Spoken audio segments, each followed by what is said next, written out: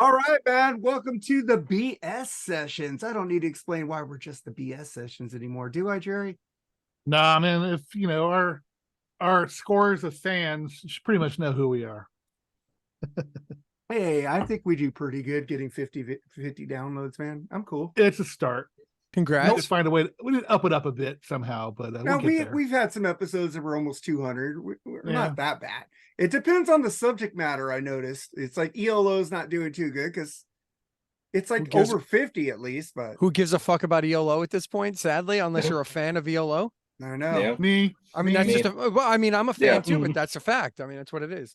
Look, the algorithm to any of this is bullshit. Like, if you look at my channel, I have one video that's got almost 200,000 views. I have another video that is creeping up on 100,000 views. And I have a few others in the middle, like between 25,000 and 50. And then the rest of them, like 400. Like, it's like ridiculous. And then some of them are like in the 60s, like this 60 views or whatever. And I have like 112 videos now or something. So there's really no rhyme or reason to it whatsoever. It's almost obnoxious. Well, it's like I put up a short video after the Niners lost the Eagles last year on this channel, and I got over 29,000 views. I'm like, whoa. And that was just me for like what, 12, 15 minutes? Right. Well, Exactly. that's probably because you hit the buzzwords that were getting searched a lot. Right. And you hit it at the right time. It was like at the right second, and there it Yeah. was. So Yeah, man. Ryan T. Russell. What's up, brother? we were arguing about the Niners Eagles last year because he's an Eagles fan. I'm a Niner fan. I said, well, Purdy Boy, was karma got a big piece of him last week, didn't it? there. He was all talking shit about the Niners loss. He was all ha ha ha ha. And what did I tell him? What A did I couple tell him? hours later. Yeah. What did I tell him? I said, I think "Dude, the Jets should have a better record than it shows. They're playing good ball. never They talk should have. about, The Jets should have beat Kansas City. never talk Yes. about somebody else's team until your team wins. That I is the agree. rule. And he did that. He talked shit. And what did I tell him? I said, you just jinxed your team. They're going to lose now. What happened? 2 hours later, they lost. hey, my Jets And came I'll- up huge at defense, no joke. Yeah. Well, Very you got a good. great defensive head coach right there, man. Yeah, And he's I think- proven himself. Go ahead. I think Joe. this is the earliest in the year that all the Dolphins fans are able to smile about being still the only ever undefeated team in history. Yeah. I don't think it's been this early. I mean, what, the Eagles had a long one last year. I can't remember who had a long one in 2021. Steelers were 11-0 in 2020. So I mean, Kansas City had a long one, I think, a couple years ago, didn't they? yes, yeah. But no, this is I think this is the earliest that I can remember that there's no undefeated teams left in the NFL. Yeah, it's been a little while. It's been a I little while. wanted the Niners to take a loss, and that's a good loss, non-conference game. So Dude, I don't want my because- team to take a loss. What kind of fan are you? No, because you remember when the Niners in '94 got blown out by the Eagles? yeah, Look, I I do mean, remember that. what At happened? home too. What happened? They went on to That's win a the Super game. Bowl that year. That's a game. That's the year that Montana beat us too in Kansas when he was with Kansas City. Yeah, but No, what that happened? was the Steve Young year. Oh, in Kansas City. Yeah. But what happened after that? won Big the- Eagle, they won the Super They went Bowl. on a run and won the Super Bowl. It Killed the is hard to win 17 straight games in a And season. what dude. happened to the Mhm. Patriots? Ask when they- Tom in the Brady. Super Bowl. Yeah. Yeah, there you go. I mean, that's so hard. That's too much mean, pressure, man. I want that loss. I don't want all that pressure. Yeah, I from you. mean, people bitch all these guys make millions of dollars, but the guys on the other team make millions of dollars too to try to beat you. So it's not No, the money per And, se. and the biggest thing about that Niners loss this past week is, first off, it's not a terrible loss. I mean, other than the fact that I know you look at it and say, well, they had their backup quarterback in, but Deshaun Watson's not really that good. I think No, I that's agree. proving to be a bad contract. But on Charles top of will that, agree with you. But on top of that, you're talking about top 5 defense that they went up against. Yeah, And no you're joke. talking about the first time that Brock Purdy's had to face like true adversity. All like 2 of his massive major weapons were out, got hurt. 3 of them, I'm sorry. Kittle was hurt, and It Debo was hurt, Debo, and Christian McCaffrey was hurt Christian too. McCaffrey, yeah. Yeah. Trent Williams. So- Trent Williams. Trent Williams, Oh, but Trent Williams, not Kittle. Sorry. Trent yeah, came Williams. back in. No, Trent came back in. Yeah, he shouldn't have. No, They he was should have getting just, beat. and even considering that, with all of that, it's a good loss if there's such a thing, because He still drove him down for a makeable Yeah. field goal to win the game, and the rookie just missed it. That's all. Mhm. You tip your cap and you move on. And the team All in crap weather on the road. and the team fucking told him. He said, "We're with you, Moody." He said, "Don't worry about it, man. You get him next time." And Yeah, I that's a think the- fucking I class think- team, man. I think Cleveland's defense is the best since 1971. I think they said. I Mhm. forget which Yeah. team it was. You know, when the last That's time the amazing. Niners won in Cleveland was with Montana.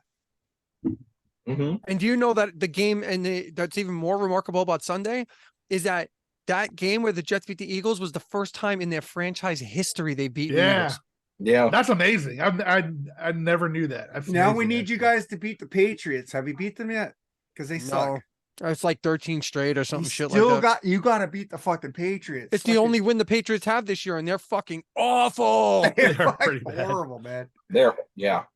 No, the Jets schedule eases up a bit now. They should be like 6-3 in the next like month. So Dang it. we'll Well, this see what show is a happens. variety show. We talk about all sorts of things. Fucking Apparently. sports. Go Texas Rangers, by the way. Mm-hmm. Mm. But anyway, our guest tonight, if you haven't noticed, They just so tied it far, up, is- actually, didn't they? Yep. Yeah, that's 3-3 last I saw. We got Joseph Staub, one of our guests that have been on a lot lately. Nice, love having him on. And then we got guy that knows his shit, Chris Elio, man. It's always great to have you on. How's it going, man? I'm chomping away on pizza. What's I up? see that. Yeah. Well, I It's came always home from good a to have you on. I came home from a high school soccer game and I'm starved. Sorry. Andy's team's winning 7-3 now. Fuck it. Oh, Somebody hit shit, a- yeah. Just saw that 3-run homer from Jose Abreu. Oh boy.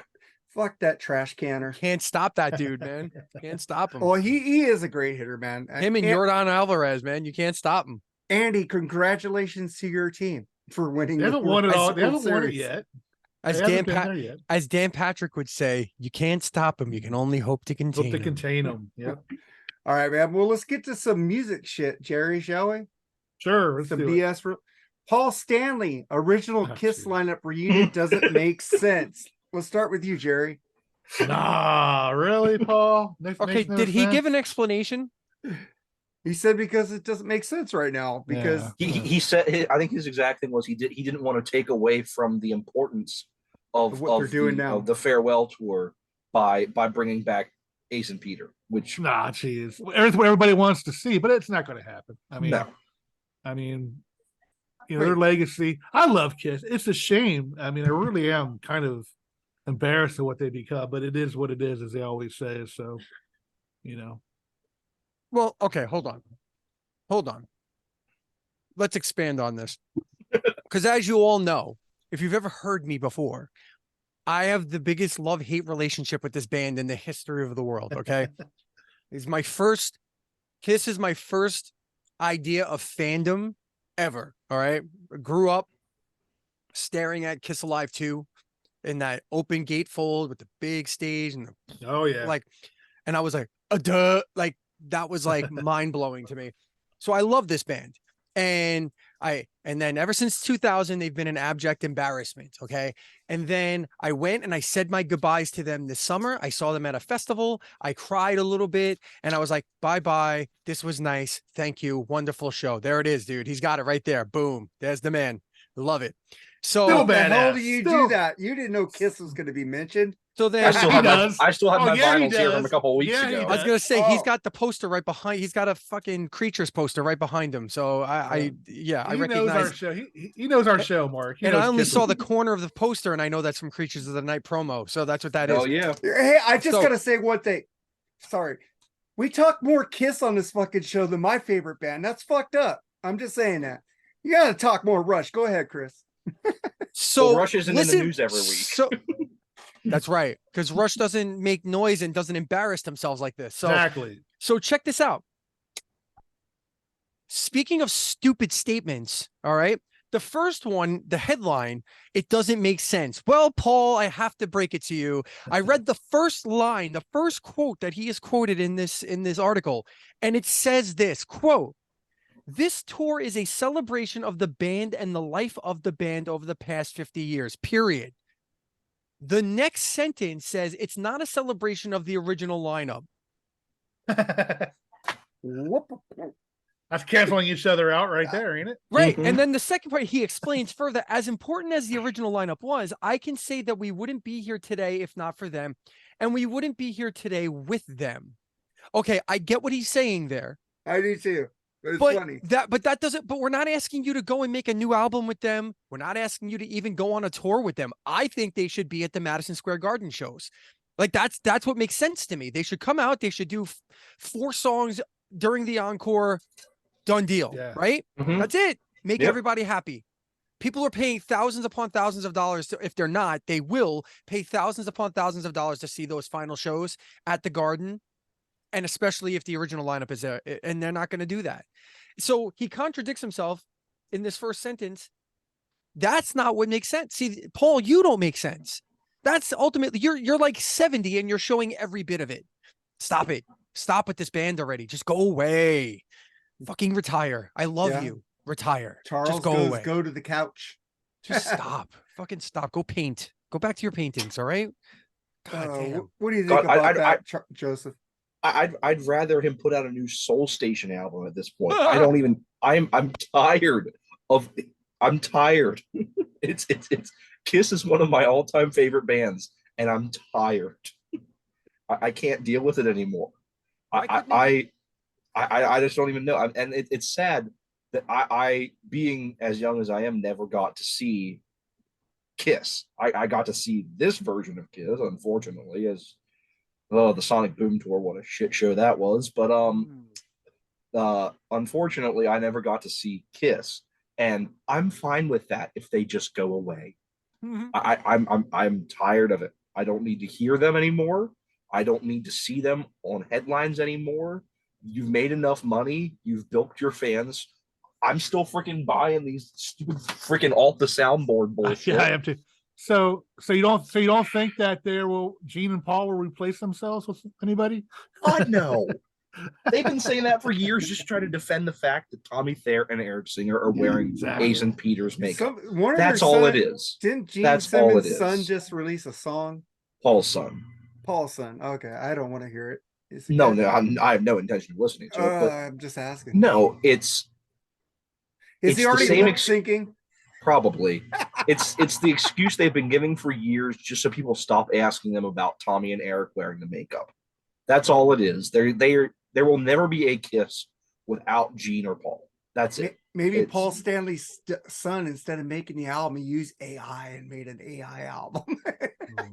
Whatever. And he's gonna lip sync to it on stage. All right.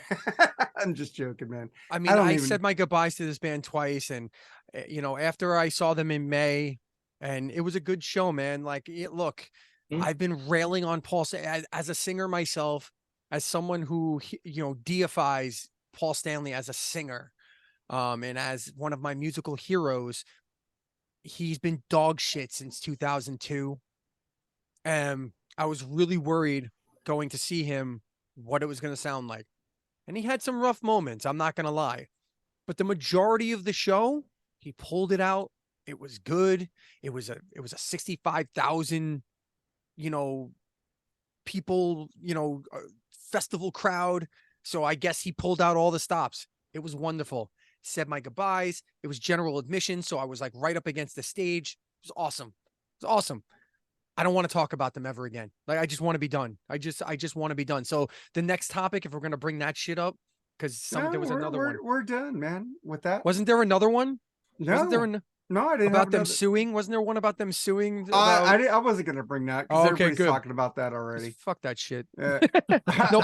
Nobody's surprised when you hear the words Gene Simmons suing. Yeah, like, right. nobody's ever surprised. But what about No. Rob Halford says Judas Priest, not Black Sabbath, were the first ever definitive heavy metal band, Jerry? This is an interesting one. He's absolutely 100% wrong on that, in my opinion. Black Sabbath Yeah. are the godfathers of metal. So sorry, Rob, man, you're awesome, dude, but you're wrong on that one. Well, Man. hold the phone. Hold on. I wanted to check something and I wanted to do some research, but as life would have it at all times, I don't ever get to do things in the time given to me. So I just have to do things on the fly. So Oh, dude, that's what there's no time limit, only for you guys in the East Coast. So I ain't got no time limit. Shit, man. I'm gonna stream. I need all my more records. light. I'm gonna stream on my record selling app after I'm done with this shit. So What are you selling? I'm selling records, man. Which ones? Shit, if you're selling records, me and Jerry would like first. Oh, I already have that. Jerry got that for me. Oh, Good one. good one. I would take that. The I best Kiss album ever. Yep. I would Great take album. that. But I don't know how much you're selling them for. But I don't know that one. I mean, I have 1,000 records that I'm selling. I'm not joking. So, Yeah. so I'm just showing you a few. Hit up me, Joseph, and Jerry first before you sell them. Hey man, I don't got, download I the don't app got and money come right look at, now. download the app and watch my goddamn show. Fuck. Anyway, I just to put subscribe to your channel. just to put this, not my YouTube channel, my Whatnot. It's on Whatnot. Oh, It's a website called Whatnot. It's an app. So I it's like never heard of eBay, it. but they're live. Oh. Live things. It's pretty awesome. But just to put this to bed right away, I don't know how he can make such a claim. Priest's first album came out 4 years after Black Sabbath, so that ends that, I guess, right?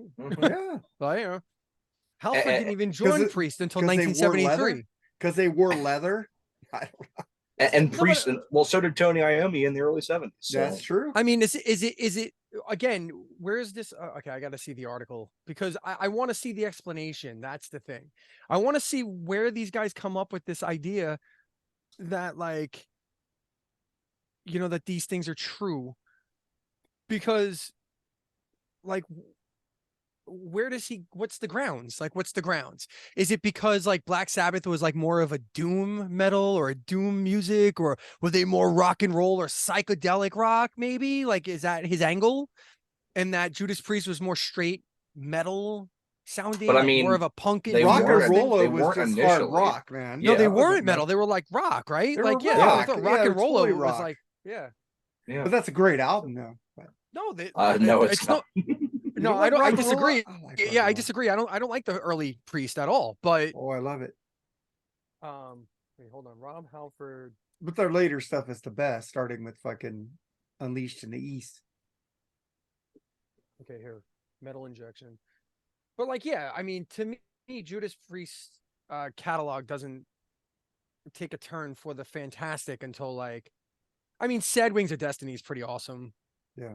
I do like that album. Sin After Sin, I can do without. Stained Class was cool. Killing Machine's good. Yeah, I mean, British Steel was like the first real metal album, though, in their catalog, right? Yeah. I mean, I think everybody can kind of agree with that, and that's like 1980. So, And then the Oh, let me next see. album was just hard rock with what Desert Plains and stuff like that. That wasn't even metal on that whole album. Troubleshooter. and then all he Fucking- says is, "I stand by my statement for a lot of reasons." Okay, hold on. I mean, you guys can talk amongst yourselves, but All right. some say that- Joseph, what do you- some say that Go ahead. Blue Cheer, Summertime Blues was the first really heavy song, Halford proclaimed, referencing the bluesy psychedelic rockers Blue Cheer. Okay. Some people suggested the name heavy metal was from the Steppenwolf song Heavy Metal Thunder from Born to Be Wild. Okay. So the metal god, using Sabbath as the primary example, I've always pushed that Sabbath were a heavy metal band, but my friend Tony Iommi will always go, "No, we're like a rock band, a hard rock band." I said, "No, you're heavy metal." No. As opposed to merely contesting this comrade, Halford boldly seized the crown of heavy metal pioneers, declaring, "So I will take that trophy that Judas Priest were the first ever." Oh, so this is fucking Metal Injection. Fuck you. So Kind of a Clickbait. clickbait. yeah, it's a clickbaity horseshit. So he didn't actually make this claim. He's saying that Tony Iommi refused to accept the fact that they're the first metal band, and Halford goes, "Well, then fine, I'll be I the was first metal hoping band." one of you would have read the article because I knew that. I didn't read the article and I should Yeah, have, what and a I feel cunt. bad about it. What a cunt. Joseph, what do you think about it? Yeah, I mean, yeah, they're not. I mean, they're not even probably in like the first five, but I mean, Black Sabbath, the song Black Sabbath from the album Black Sabbath by the band Black Sabbath is the first Exactly. metal song. Yeah. February 14th, 1970. End of story. I hear Goodbye. you. Anything I after agree. that. And All it's right. like, because then you get into like the minutia of it all. What Mhm. makes a metal band versus a band that does metal songs? Like I have this discussion in the progressive realm all the time because that's where I come from. I did a progressive for Joe who doesn't know, who may not know, I did a progressive music show for about 12 years when I started on Sirius Satellite Radio, and then then I did my own thing forever. I've interviewed hundreds of artists, whatever. I have this discussion all the time, prog metal. And Rush is commonly referred to as the godfathers of prog metal, but in no way would anybody ever label them a metal band. So how does that happen? Well, because they have songs, 2112. right? They have songs here and there. Anthem, 2112, Bastille 2112. Day. These are metal songs. Then But you then, have like, I Think I'm Going Bald. Yeah, right on the same album, or Lakeside Park, which I is know. by far Mhm. not even Nope. close to metal. So, Nope. so are they a metal band? No. Do they have metal songs? Absolutely. Yes. Black Sabbath, though, started as a metal band and then somewhere in the middle got lost in the weeds.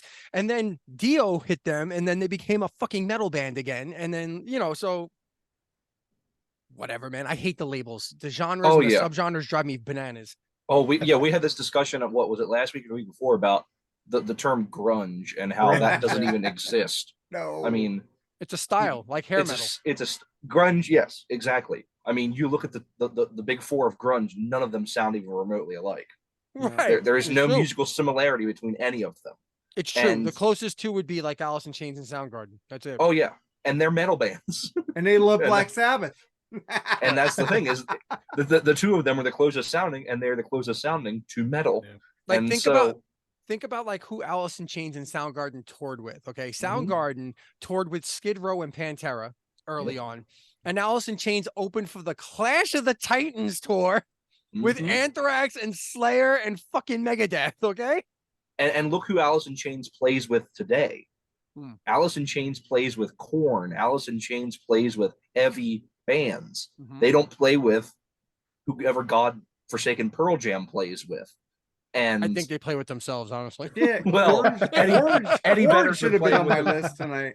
Eddie Vedder's been playing with himself for 35 years. Oh, God.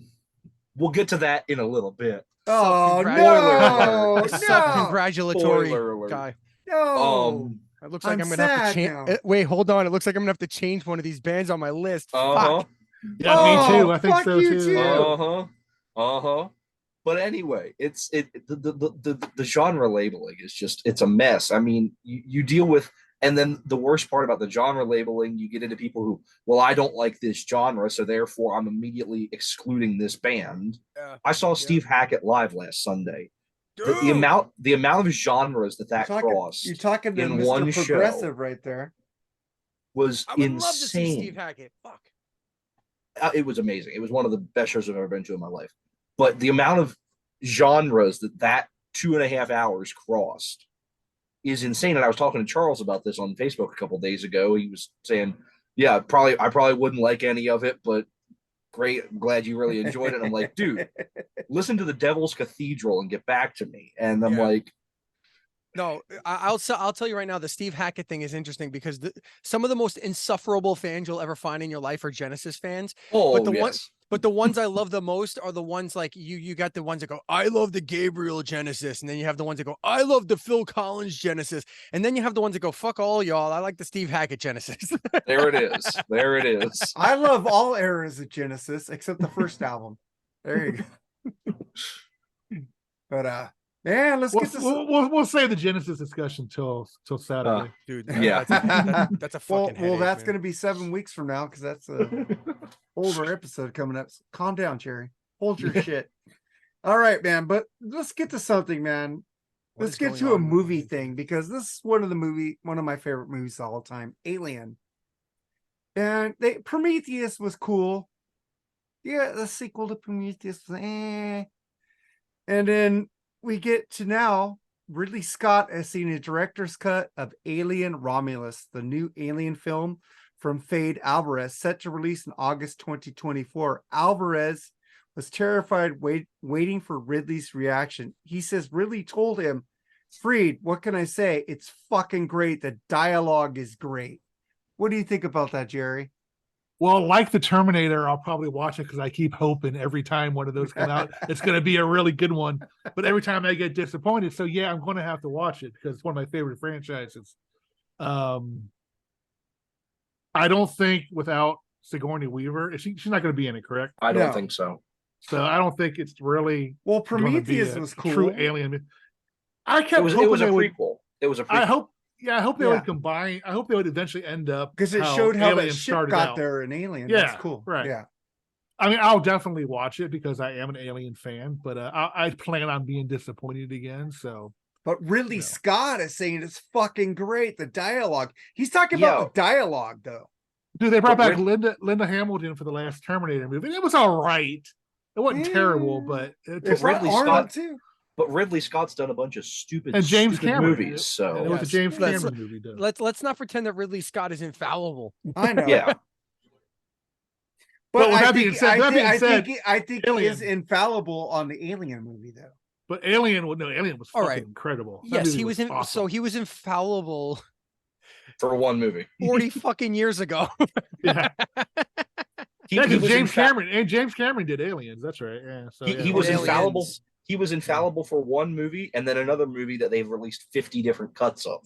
I mean, Right. that's not. I mean, that's not entirely true. He's done a lot of good stuff. So Thelma Yeah. and Louise was good, and Gladiator Uh, was good. Eh, Gladiator was very good. Hannibal was good. Hannibal was all right. Yeah, American Gangster was fucking excellent. That was good. that one. Yeah, that one was good. He's got Uh, more good movies than bad, so I would kind of go with his opinion. I mean, he did Prometheus. Yeah, I like Prometheus. So I mean, and now The he's second one was horrible because So he he's gonna wasn't be- there. he's also going to do Napoleon, Oh, that's where good. where fucking what's it that's exactly, it's funny. I thought it was Ridley Scott, but now I know it's true. And you know who's playing Napoleon? Ew. Joaquin Phoenix. Okay, oh, that's gonna be a good movie then. Hell yeah. He's And a making dick. he's making Gladiator 2. Come on. Oh God. This can't be good. Oh, Joaquin God. Phoenix is like 6'2". Isn't he? That's gonna be funny him playing Napoleon. Well, actually, Isn't that's a myth that Napoleon was that short, by the way. So Yeah, but I have high hope for this one because Fede Alvarez is a very, very good director. He did the Evil Dead remake, Oh, the that was great. 2013, I the love that. 2013 Evil Dead, which is really good. He did the first Yeah. Don't Breathe, which was phenomenal. The directing of Don't Breathe was amazing. And fun little fact, I actually just got to meet Stephen Lang last weekend at an event at my job for the 30th anniversary of the movie Gettysburg. But he was really cool. But he was awesome in that movie, and he's in all the Avatar movies now. Where do you work at? At a museum in Gettysburg. Oh, that's oh cool. shit, you live in PA, dude. Mhm. Yeah, hell yeah, man. That's where I am too. Hell yeah. Hi. You guys should go to some concerts, man. You guys have a lot of great musical. I'm taste. actually going. I'm going to see Between the Buried and Me down south, Lancaster. Yeah, Okay. there's a Yeah. festival down there, the August Burns Red Festival. So that's in Yeah. December. That's actually that's where I saw Steve Hackett up in Harrisburg on Hmm. Sunday. That's where I saw Steve Hackett. Nice. Yeah, I forgot what I was doing that weekend. Anyway, Oh man. All right, that man. was last weekend. You said last Mhm. weekend. Last Sunday. Oh yeah, I was sleeping. That's what I was doing. Let's get to a rag. I think all of us like to rag on Rolling Stones. Fucking top 250 guitarist countdown. If Gary Moore's not there and Kurt Cobain is. Okay. Yeah. Oh, If Jerry. they put Okay, if hold they on a put second. Kurt in a different category, was he innovative? Maybe, but No. as far as greatness, No. no, not at No. all. I mean, No. I can play his stuff backwards, and I haven't played Yeah. guitar. in, like, But could you write his stuff backwards? Probably. No, Yes. no, you can't. Now, It- yeah, it- Could you it- could he you called- decipher he what he's called us- saying? No. Exactly. He called his own lyrics trash and lazy. So there you go. I don't want to get too much into the Kurt Cobain talk because again, we'll get to it'll that come up soon later. enough. Yeah. But yeah, You just made me smile, Joseph. the whole thing. It's Rolling Stone is known for garbage lists. Yes. It's what it will be till the end of time. It's what it always has been. They always leave out people that you just face palm and say, well, where's this person? Joan I- Jett. I guarantee you walk into the offices of Rolling Stone and ask 10 people who Gary Moore is, they wouldn't be able to tell you. And that is exactly why he's not on the list. Mark, you There said it Joan is. Jett. Even Joan Jett said she didn't belong on that list. Yeah, she did. the list is a farce. Why don't they just do like they used to do readers polls? Do they still do that? Yeah, but think about who reads Rolling Stone.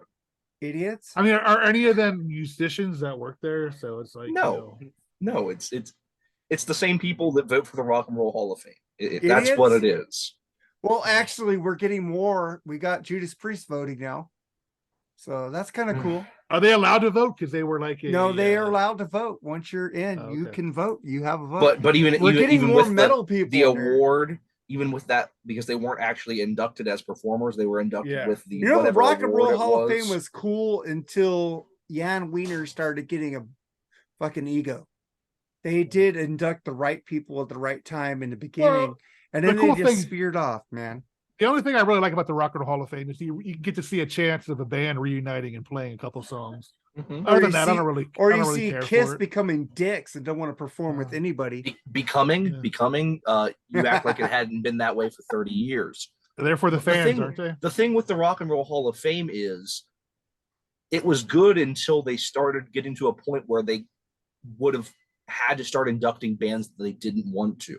Like the first 15, 20 years of the Rock and Roll Hall of Fame, it was all the stuff from the 50s and the 60s and the very early 70s that they loved, that the people who voted for the Rock and Roll Hall of Fame loved.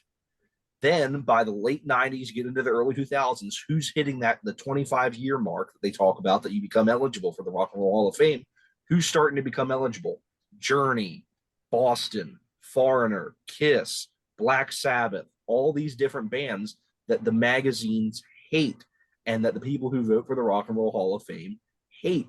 So that's why it started looking more and more obvious that the Rock and Roll Hall of Fame is a joke, because at those first 20 or so years, they could induct exactly who they wanted to with very little backlash, because it was generally agreed, yeah, those are the best artists from that time period.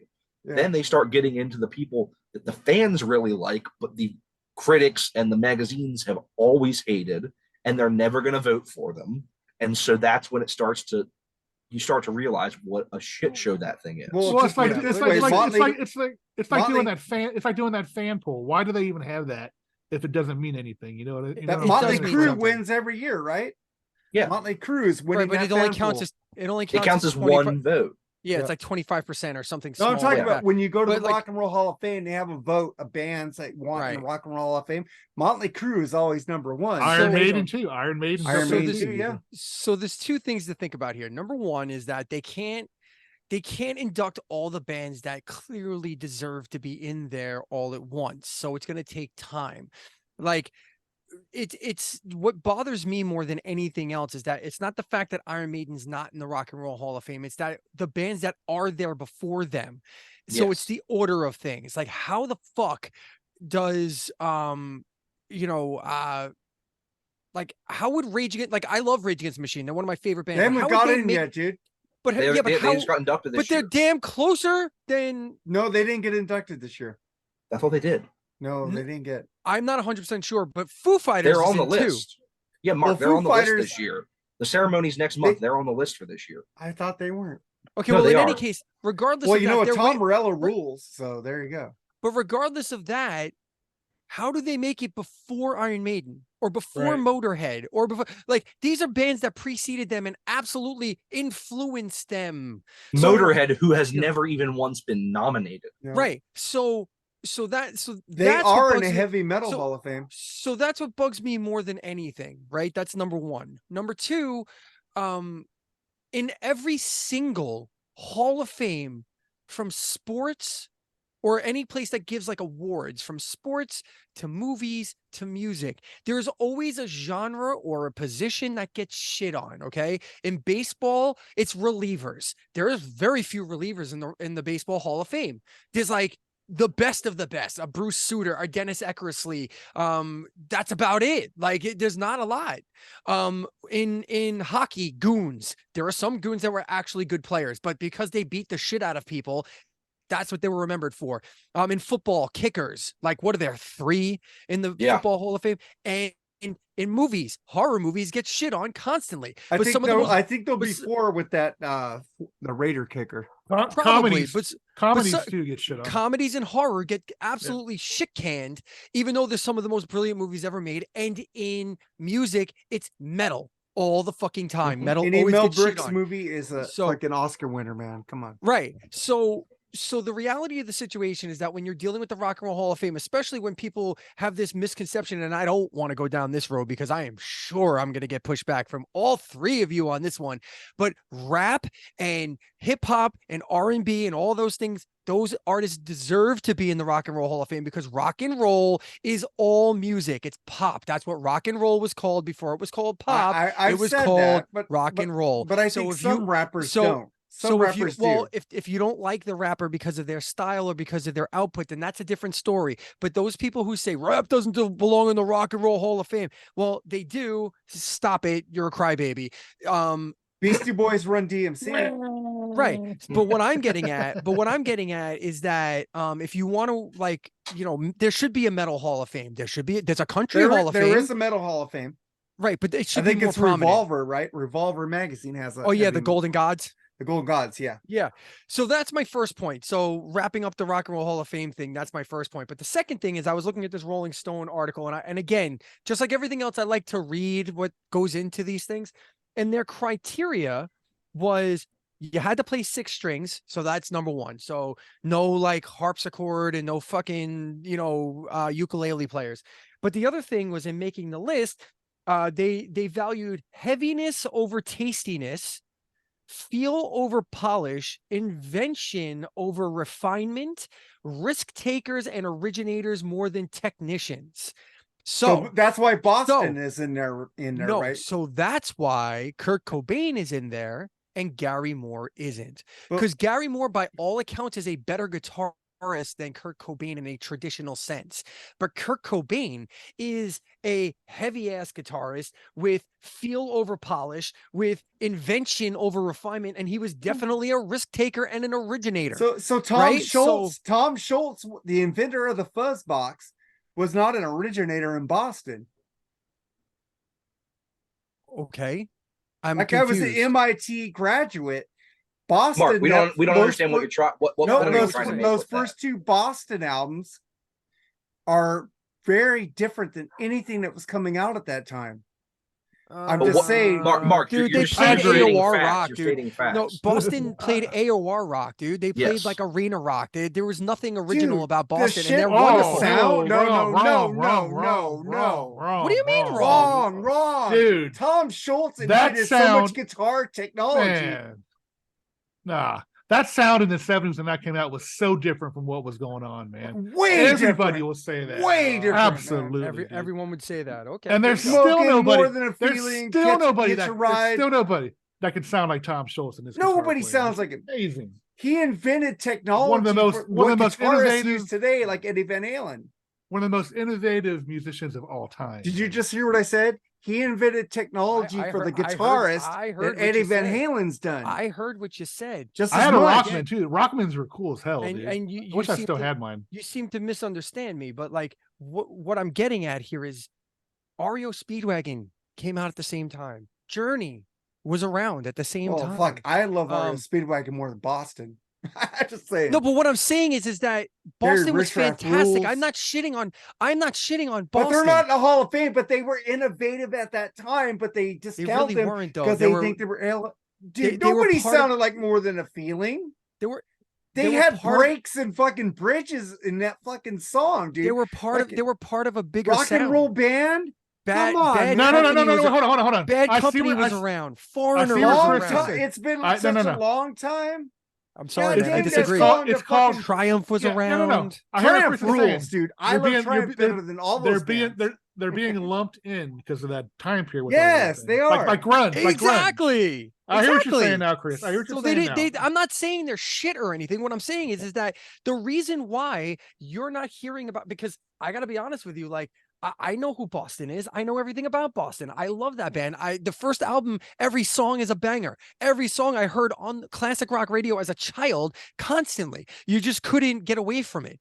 So I'm not trying to say that. What I'm saying is the reason why, again, Still Kurt play Cobain, today. All that the reason whole why album. Kurt Cobain is on that list and Tom Schultz isn't, is because Kurt Cobain came out and did something nobody literally ever did But before. what I'm saying, Nirvana is considered classic rock radio now. Yes, But of course. But the thing You're is, conflating the who issue, is dude. What are you played? talking Who is about? played more in classic rock radio more? And- Boston. but why does that Boston! matter? Okay, Over what does that Nirvana. have to do with anything? I I'm don't saying understand. Boston is way better than Nirvana. Well, no doubt about Okay. that. But I know Okay. what Chris is saying. Okay. I know what Chris is saying. And grapes are fucking delicious. Well, they are. I'm just looking through this list and like, I don't know. I mean, I'm not going to go through all the full 250 So here. when you were talking about with the other sports Hall of Fame, it made me think of something that kind of really, and it's something that I've heard a lot about the Rock and Roll Hall of Fame is, well, Black Sabbath and Metallica are in there. Why can't that just represent all metal? That's probably what it is. You hear the same Metallica thing. got in there too. You hear that? That's what I said. Black Sabbath and Metallica. Oh, I didn't hear Metallica. Okay, Deep Purple's in there. You hear the same. They're not metal. They You hear are the same metal. thing. They are not are metal. metal Mark. in the They are 70s. not. They're not metal, considered Mark. metal. They're not in this, considered metal. Van Halen was considered metal in their first album. Completely different point. And they're What not. I was trying to say is you hear the same thing in the Pro Football Hall of Fame. For example, I'm a huge Steelers fan. Only one member of the Steel Curtain defense is in the Pro Football Hall of Fame. And why? Coke commercial. Right there. Mean They Joe. did. Mean Joe Green is the only member of the Steel Curtain in the Pro Football Hall of Fame, and they all always say, well, they can't induct all of them, which I think is bullshit. I think more of them should be inducted for their own individual stats. But I think they should have been let inducted Mean- over Bryant Young of the Niners. There you go. let Mean Joe represent the Steel Curtain. So it's the same thing you hear when you hear people talk about the Rock and Roll Hall of Fame. Well, Black Sabbath and Metallica are in there. They can just represent metal. No. Just because those two bands are in there does not mean that they represent metal. You could use the exact same excuse. Well, why are there 500 different doo-wop bands in the Rock and Roll Hall of Fame? Why can't Smokey Robinson and the Miracles represent that entire genre? Right. They're picking and choosing with what genres or subgenres of rock and roll they want to represent, and then they make up excuses like that to try to say, well, there are metal bands in the Rock and Roll Hall of Fame, so why can't you just be happy? Right. So, and there are problems with this list. I'm not trying to exonerate Rolling Stone here because it took me a grand total of 17 entrants. Okay. And some of these, I think they're just being too cool for the room, like John McGeoch, like from Magazine. Like, come on. Who? Fucking, What? Exactly. Who? Or Laura Marling. But like, Who? I'm sure exactly. Like I've heard them before and I'm sure they're wonderful and I'm sure they deserve their recognition. So I have no problem with that. But the one that I do have a problem with is that number 233, which is her, H.E. I know her. R, She's right? pretty damn good. She's amazing, Yeah. but she's brand fucking new. Like she's Exactly. been around like a year and a half. Like, come on. Yeah. Mhm. Can we Next year stop she'll with be this? top 10. Right. She shouldn't even be in this list. She should be an honorable mention because I'm sure that Tom Schultz or who was the first I one bet that Tom kicked off, Schultz isn't on that list. or who was the first one that started this? Oh, Gary Moore. Gary Like, Moore. for Yeah, example, Gary like Moore. guys who are established or people who are established who deserve to be there. Like her is wonderful. She's a great musician, wonderful singer, wonderful songwriter, great guitarist. I call her the female Prince if she can keep this going for a long, illustrious career like Prince did. And she diversifies her music the way that he did too. She's got that style. She's got that ability. Does And she don't belong take opiates. does she belong? Does she belong to be on this list? Not right now. She does not. So that's the No. point. So no, I'm not trying to exonerate. Well, you Rolling know, Stone these here. these are but- probably like 20-year-old kids writing this list right now. No, they're not. They're not? I actually read the criteria. So hold on a second. So they were. It was cultivated from the original top 100, which was put together in 2011, which was compiled by a panel of musicians, mostly older classic rockers. And then the expanded list was added on to by editors and writers of Rolling Stone magazine. So there could be some 20-year-olds in there, but I'm Yeah. willing to bet it's a wide range of 20 to 40-year-olds. I'm just saying. But I Gary- guarantee you Gar- that's where all the hip for the room picks came from. I guarantee you none of those names were on the original Li- 100. Listen to the original Skid Row album with Gary Moore on there. Listen to Gary Moore and Thin Lizzy. Listen to Gary Moore when he went blues. Listen to Gary Moore when he's heavy metal. That dude was fucking amazing. He should be in fucking the top 10. That's all I'm saying, man. Did you say the top 10? He should be in the top 10. Oh, He's a that's No. fucking phenomenal I think you need to run guitar that list. I player. think you need to do that list Yeah. someday because what? No, Gary Moore wasn't even the greatest guitar player in Thin he's Lizzy. underrated. So Same thing Mark, with Lindsey Buckingham. Lindsey you're Buckingham conflating rules, too. underrated. Your view of him being underrated makes you want to put him higher than he should be because Maybe you think he's underrated. maybe top 20. You're trying. How about You're, top 20? you're trying to overrate him to balance out what you Okay. think. Well, because he is. doesn't get any speak, man. Nobody talks about Gary Every Richrath. rock fan. Nobody fucking every talks rock about fan- Gary fucking Richrath. Gary Mark, Richrath Mark, fucking ruled. Mark, Okay. do you want me to tell you how many times I've seen the name Gary Moore written on the Facebook pages I'm on in the last year? It's I don't probably about 50. You're probably more than I am. Even just on Well, go on the Rock and I Metal know Combat Breed- page. It's I'm there gonna go all like- the time. I'm gonna Well, go I'm not 0. on that page anymore, and you know why. Come on, why are you bringing up wounds? But I'm just saying, war like, wounds there.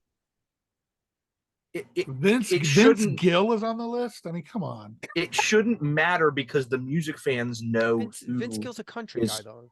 Hey, You- I like Gary Richrath better than Gary Moore. How about that? Okay, He's in my top 5. Gary Okay. Richrath. That was like I put a post up about him because it was his birthday, I think yesterday. Put it up, man. I go this Gary- this conversation's going nowhere. No, I'm just Who- saying who- we're talking about Gary Well, this is what Mark does. The more he drinks, the more we veer left and right. Hey, who was that's diaper? why Who was people- diaper? Who was diaper man? Who the fuck is that? What? What? I'm Is looking that at the some- list. is that some- I went left. Is that Right. some awful knockoff of Buckethead, or what are Right, we doing? All right, here? man. Let's get to our list then. Since like Yeah, I, let's I'm do just, that. please You you do. know, I was Please trying do. to pay fucking attention to Gary Richrath. I kind of snuck that in there because I love Gary. He was my Ace Frehley to you three. Okay, there you go. That's how much Jerry I love Gary Reed. Richrath. Jerry Reed. Jerry Reed's a pretty comparable guitar player, dude. Did you say Jerry fucking Reed? Yeah. Oh, there you go, Mark. 197. like Nuno, as in Nuno the Betancourt. like as in the Nuno Betancourt, top 200. as in Like, That's the yeah, snowman, like, yeah, as in like the snowman Jerry Reed. Yeah. yeah. That's fucking hilarious. And Is with that, Chris the show is Christopherson over. in there too. Johnny Cash has to be in there somewhere, right? Top Probably. 11 overrated host, Mark. James Taylor. Oh, James Taylor. Great songwriter. Don't get me wrong. Great songwriter. Great guitar players. Jakey Lee probably didn't get on the list. I love Jake and fucking Warren D. Martini. Again, I think the problem with lists like this is, first off, it's meant to be this infuriating. Okay, that's the first thing. Yeah. Like that's its whole goal. Like the whole goal is to hear they put him where? Like, and you're gonna Exactly. Oh, click yeah. on it. Dude, you gotta fucking look at this, and you're gonna share it with all your music nerd friends, and they're gonna go, dude, it's fucking bullshit. It's fucking ridiculous. So what you're saying is that they're lying to get clicks. No, they're not lying. Have you it's been so on the internet for subjective. more than 2 days in your life, Mark? But not Yeah. just that, it's so subjective. It is so subjective. But I Like, don't you have lie to get you have clicks. you have a Star Trek poster behind you, and that's the most dog shit show there's ever been. Nothing would bore me quicker than Star Trek. My God, I Jerry, would literally be Jerry. hanging. Jerry, defend What? me on Star Trek, man. I told you, Mark. I am a huge. I tried watching some of the old Star Treks a while back. They just are not holding up well. Oh, Man. They fuck off. really But aren't. Come on, But the new I like the new ones. I like the Next Generation and shit. John Frusciante, number 25. This list is pissing me off. Ooh. Ooh. I just saw them live last month, and yeah, no. Who is it? I didn't hear the name. John John Frusciante. Frusciante. Oh, He is a good guitarist, but he shouldn't be that high. Number 23 is James Hetfield and Kirk Hammett. Or have they, They don't morphed know into who one plays person which. now? They Have don't they know who he morphed is. into All right. one person? Randy Rhodes 21. I think he should be a little higher, but Oh, yeah. Brian May is 33. I think that's fair. Yeah, Stevie Ray yeah. Vaughan. Stevie Ray Vaughan. Okay. I don't know who Freddie King is. Jack White's number 32. That's That's a legit. little much. Tom Morello. Tom No, Morello. Jack 18. White is awesome, man. George Tom Harrison He's is Morello. awesome. 21. 18. Tom Morello. Who? Yeah, Mm. fucking Neil right. Young Tom is number Morello. 30. Tom Morello's good, man. I like Tom Morello. Eddie Hazel, 29. Mother Yeah. Mother Maybelle Carter, number 17. Dave Gilmore, 28. Buddy Guy 27, Saint He's- Vincent 26. Hell yeah, I was about to ask St. Vincent. I was wondering because she opened up for Red Hot Chili Peppers that's last fucking month. dope. Hell yeah, I Iomi love 13. her. That's not bad. John Frusciante, yeah, Santana 11. I mean, he's a good guitarist, but that high. Hey, Jerry. He's Jerry. okay. Hey, Jerry. We'll get to that in a little bit. Oh, Jody Mitchell, number 9. Okay, now Ooh, bye. no. Okay, Great let's get to our songwriter. li- Let's Prince get is, Great to our number, list songwriter. here. Prince is number 14. Tony Prince is Iommi, number 13. 14. He should Yeah. be in the top 5, man. No, It's in come my on. top 5. No. Easy. Tony Iommi, number Prince? 13. No, I think Prince in the top 20 is fair. I Yeah. would put him even a little lower, like a 19 or Ooh, maybe Yeah. a 20. That dude could play everything now. Tony Iommi 13, Jimmy Nolan 12, that's fine. Carlos Santana 11, that's fine. Dwayne Allman 10, that's okay, I guess. Joni Mitchell 9, that's I don't know, that's reach. That's a little reach. generous.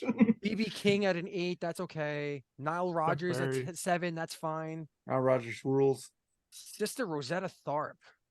I honestly have not listened. That's to an enough old of her. blues. Yeah, no, I know who He's it is. I actually just- really good. I watched Yeah, her in the he's Hall sure of she Fame. is. He I is think. pretty Jeff- good, man. Jeff Beck, number 5, but and that's probably deserved, but it's also the I think that's the sympathy vote because he died this year. Eddie Van Halen, number 4, No, Jimmy Page, number 3, no, Chuck Berry, number 2, no. Jimi Hendrix, number 1. I can't argue with the top 5, honestly. No, I can't can. argue with I would that. go Eddie, I Jimmy. can't argue with the top 5. I mean, Beck maybe is a little high for me, but again, sympathy vote, and he probably deserves to Mine's be there. Eddie, Jimmy, and Jimmy. Jimmy Page and Jimi Hendrix third. But I So- mean, still, you're just reordering the top 5. I can't argue with any of that. well, yeah, the top 5 is pretty good. I can't But argue with man, that. let's get to our topic. What is our topic, Jerry? Our topic is bands Hey, that wait, we wait, think look. are what. Before Chris Elio picked this topic, man. He's the one who messaged me and told me about this. It Good was all topic. because- it was all because of one band and one band only. We're So, doing man- bands that are we think that are really overrated. I'm sure we're going to piss each other off here. Oh, with just some of these 100%. picks. So, And well, just so you know, I change my lists on the fly. If any one of you bastards pick one of my bands, I change them. So Ooh. Fucking A. So, well, so, let's- so you're doing a backwards version of what Mark does, where he claims that he knew what we were all going to pick, so he didn't right. pick it. well, I don't change it though. I keep it the same. you no, know. I'll have the conversation. I'll say, "Oh, you fucker!" Like you'll hear me say that. Like, "Oh, motherfucker!" Like I think there's only one band on here that none of these bands I think you guys would pick on my list this week. Just letting you guys know that. All right. You got Alrighty, here we go. Let's start with number 11, Jerry. Number 11 is a band that keeps pissing everybody off on pages that I belong to. However, Charles did turn me on to an album, which I actually like from him. And Mark actually turned me on to 2 albums, too, that I like from him. But when you mention the big forward heavy metal, this band does not fucking belong whatsoever. They're terrible. I'm talking about Anthrax. Awful fucking band. Oh, I almost did it. Fistful of metal. Oh. Fistful of metal. Charles turned me on that. Was cool. And you turned me on to the 2 Bush Air. Bush He's got- area, which He's are got good. 4. You need to listen to the other 2. Well, just those 2 are the ones that I got. But other than that, I cannot stand Joey Belladonna. I think he's an overrated singer. Volume 8. And we come for and his y'all journey, his journey stuff was absolutely fucking Awful. shit-tastic. Awful. Not good at all. They're clown shoes. I never liked them. They do not belong. I would put Testament, Metal Church, Overkill in the big 4 over those rules. guys. Well, then, Jerry, you need to listen to Volume 8 and We Come for Your All. Those The are best great. thing Anthrax did was the Married with Children episode. That's about That's it. true. That is true. Mom's So- Mystery Pack. Mom's So I- mystery pack. So Anthrax is actually one of my favorite, and out of the big 4, they are my favorite. And I already pissed fuck somebody you. off. Fuck right Exactly. off. It's that simple. No, I understand how they rub people kind of the wrong way, because they don't take themselves seriously. Like the rest of these guys who are all in black and they're, and then these guys come out in their fucking shorts and they're like, The painter and they- caps and they do the fucking I'm the man and all that shit. Ah, Like I love that shit, fucking- man. And like in the 80s when I was a hair metal guy, like Anthrax was definitely the most palatable way to put my foot into heavy shit. Oh. That's what got me into heavy stuff. And then right out of that, came the 90s and Pantera, and Sound of White Noise is one of my all-time favorite albums. Yeah. Yeah. So yeah, I think you're out of your fucking gourd on But that one, my man. Charlie do too. Bernante, Charlie Bernante is a great drummer, though. I will give him that. It's much. tremendous. That's Great and drummer. so I is saw him Frank in Bello. Paris. Frank Bello's they're a great rhythm section. Yeah. The only part of the band I like. The rest There of you it go. sucks. See, dog shit. Volume 8, See, we but come I for your hate- all. see, I See hate those Volume two, 8. Jerry? Jerry, those two you need to listen to right I there. don't like those Yeah. two albums, honestly. I I don't love love those two Volume albums. 8, and I don't love We Come For You All, but I love Stomp 442. I think that's a I'll Hey, drink about fucking 20 great more album. of these, and I I'll think let you know how I feel. think Stomp 442 is a much underrated album and That's my second overlooked. favorite. And Sound of White Noise, I think, is one of the best albums of the 90s, period. I agree. Period, without question. Awful. So, Chris, what's your number 11? Mine's kind of a deep cut, and coming from the prog world and it being like his first official band out of Dream Theater, I really could give two shits about Sons of Apollo. And I wish Ooh. that band would like, I'm so glad I haven't heard from them. They're I'm done. glad. There's an article this week. There was an article this week. Yeah, that they said said they're they're done. done. They're done. Thank God. Oh, because they're That fucking Bumblefoot said they're done. they're They're so done. overhyped, and so like I don't like Jeff Scott Soto. I don't like the singer. Portnoy is one of my favorite drummers. Dream Theater made a horrendous mistake by letting him go. They've suffered greatly. Little self-promotion here. I do have 2 episodes about Dream Theater up on my channel, Redbeard Videos, right now, and I have 2 more coming out in the next coming months. It was a arduous labor of love that I did because I do love that band, but my fucking God, what an abomination they've become since Portnoy left. And Sons of Apollo was also an abomination. I'm glad he corrected course because I don't like that band at all. Much overrated. But Winery Dogs rules. prog fans will come all over that album. I think this is a great live release, though. So to be fair, I don't think everything they've done since Portnoy left is shit. I just think the last album was pure shit. View from the I Top agree. of the World, I agree. pure shit. Distance Over Time was okay. They've just become less creative. And That awful double concept album was atrocious. Yeah, but Portnoy was clearly the creative I force. think we did a review on that, Chris, on Freeform. Probably. And Yeah. much to my chagrin, I'm sure. Yeah. It's clear that Portnoy was the creative force of that band. Like, it's without question. And He's a they've Neil gone Peart. off the rails. So I Peart. wish he would come back. So Peart. Yeah. Peart. Neil Peart. It's Neil Peart. But Why are we doing Mangini's this a great already? drummer. it's not about the drumming. I don't think it's about the drumming. I think it's about the writing. I don't Yeah. think They he's were a never. writer. I was never. Yeah, I only heard a Well, little bit. you of know it. they're I did getting not ba- like. You know, Mike went out with what's the guitar? John. He went out on his last tour. So Yeah, no, they're friends. Yeah. they're all friends. Well, yeah, and they're still doing LTE and stuff. they did him LTE, and and James Mike LeBray Portnoy- made up, and Mike. Well, they didn't really make. No. I don't think Portnoy and Labrie ever got along. It's so No. funny because, like I said, I have these 2 videos that are coming up soon, and I don't want to dive too deep into it, but I was doing deep research because I just do hella research when I do videos. And I was looking at a documentary that was them in the studio during Systematic Chaos, and which was the album before the last album. Yeah. With Portnoy, and they were all they were going through each member, and they're like, "What do you think about this guy in the band? What do you think?" And they're all gushing about each other until you got to like Portnoy talking about Labrie, and he's like, "Well, he's the singer of Dream Theater, and that's a tough job, so he handles it pretty well." Like, that was pretty much it. And then it comes to Labrie, and he goes, "Well, he's very creative, and he's a decent guy." Like, there was like the most generic, nondescript like discussion, but everybody else is like, Labrie's talking about Jordan Rudess, like how much of a brilliant person he is, and he's just the most genuine guy that ever. concept Portnoy's album blew.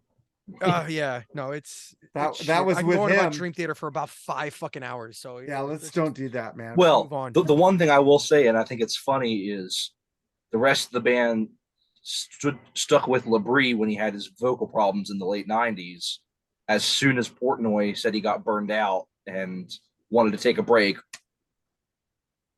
No, and there were and he was right.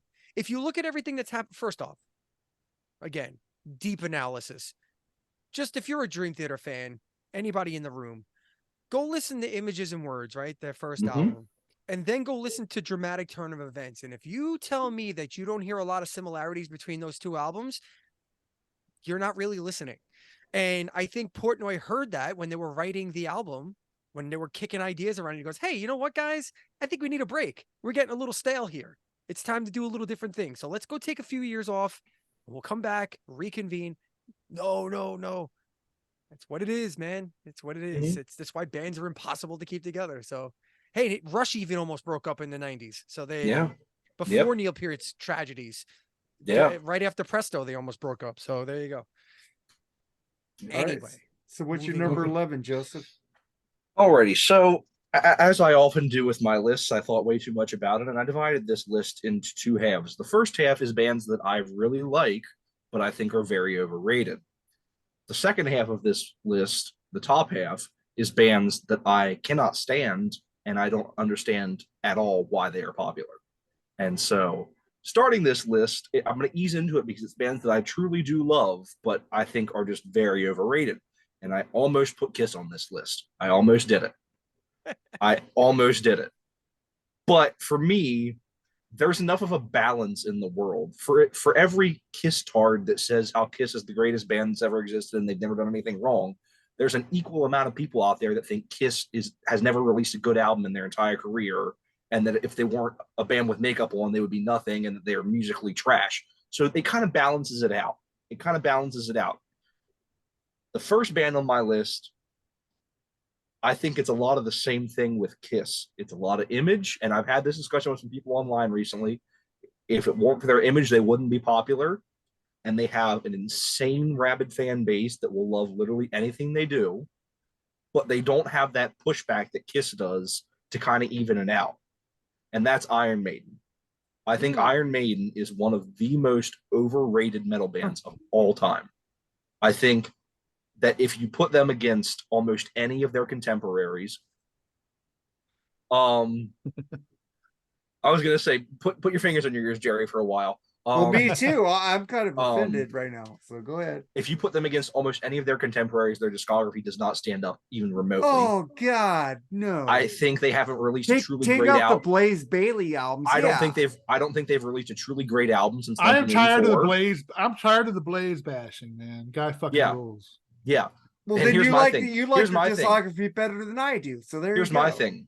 The Blaze people bash on the Blaze stuff. The stuff around it isn't any good either. Blaze, so that whole album, that whole section is bad. Yeah, I agree. But like people just put Iron Maiden up on this pedestal and will consistently let them get away with writing some of the most mediocre. I like retreaded. I liked every album they released. Good for you. Yeah, but they let people let them get away with writing saying I'm letting them get away with shit. You are. I am not. I actually like it. I listen to it. I read the lyrics. I'm glad I hear the musical changes in the songs. I love Continue Senjutsu. Trying to tell yourself that. Well, but it's they have been just because you don't like it doesn't mean it ain't mediocre band for a very long time. Well, that's why it's called. That's why it's called Overrated, and that's why it's called his list, not your list. And like I said, I know. I love Iron Maiden. I have spent. Yeah, that's why I haven't launched off the seat yet. Because I have spent way too much goddamn money on Iron Maiden in my life. I love this band. I saw them live last year. I love Iron Maiden. That does not change the fact that to me they are one of the most overrated bands in the history of music. You didn't like the Senjutsu songs? They were awful. Let me just say this in slight defense of Joseph. I wouldn't go ahead and say that they're overrated in my book. Well, yes, I would. Yes, I would. Because only because of one of my picks falls in this category as well. So I just looked at their album list because this hasn't occurred to me. Okay. Other than Book of Souls, which I am okay with. I'm okay with that album. Don't love it, but I can tolerate it. It's okay. I think that Iron Maiden has a disease, and I think you two, Jerry and Mark, have heard me say this before. they very much fall in love with their own shit. So their songs wind up being about 2 or 3 minutes too long, almost always, especially the older they get.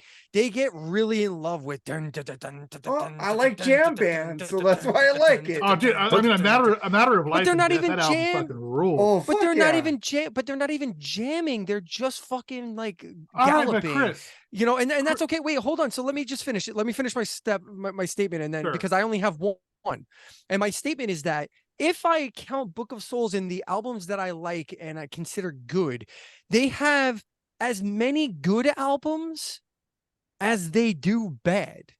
And considering how ballyhooed and Don't lauded count the Blaze that as I'm- their albums. Take out the Count 'em. Blaze. as ballyhooed, That's It an says abortion. Iron Maiden on it. does it have It's Iron an Maiden on it? abortion, though. no, it's Okay, not. well, no, abortions don't make it to the light of day, brother. Ah, good point. They Yeah, should. good point. Except for Don't me, be- I'm the only one. Um, um, the bottom line is, if you have if 50% of your albums are dog shit, only in baseball would you make millions upon millions of dollars. Would you have a success rate of that bad and be good at considered great at your job? That's all I'm going to say. Now, I will say that everything up until No Prayer for the Dying is legendary and deserves all the credit it gets. It's fucking legendary shit. I agree. It set the trend for what they are. You don't like A Matter of Life and Death? I wouldn't listen to it even if it was a matter of life and death. It's a great fucking album, man. Benjamin I was gonna say, Bratt. Chris, you being a prog fan, you should like longer songs. And the so- album Yeah. cover is almost the worst there ever was if it wasn't for X Factor.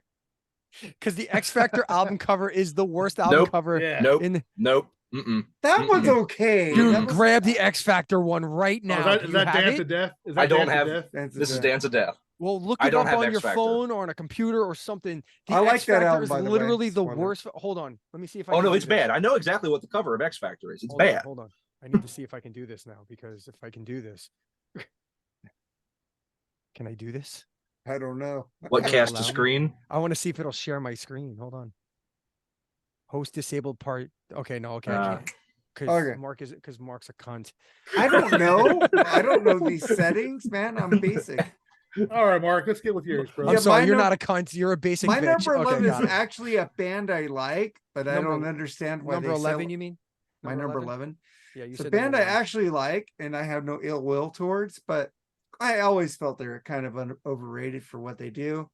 It's just like they copy a lot of people, but they're fun music. Green Day. What the fuck are they selling out stadiums? What the fuck is that shit? I'm gonna say one word, Dookie. I'm gonna say two others, American Idiot. Mhm. That's it. There you go. There's your answers. I like all their albums, so I like. Dude, their last three albums are dog shit. Oh, the last Yeah. 3 albums are Yeah. dog shit. Oh, Well, Hey, I think, hey, I think God. before 3. I think Yeah, more than you'll 3. you'll hear from them later on my list. Don't Yeah. forget that freaking awful trilogy they put out in 2012. That's what I was Yeah. gonna say. That trilogy was bad, but they had a lot of good albums up to that. Like No, they I had mean, a good run. I have a hard time. I mean, look, this is your list.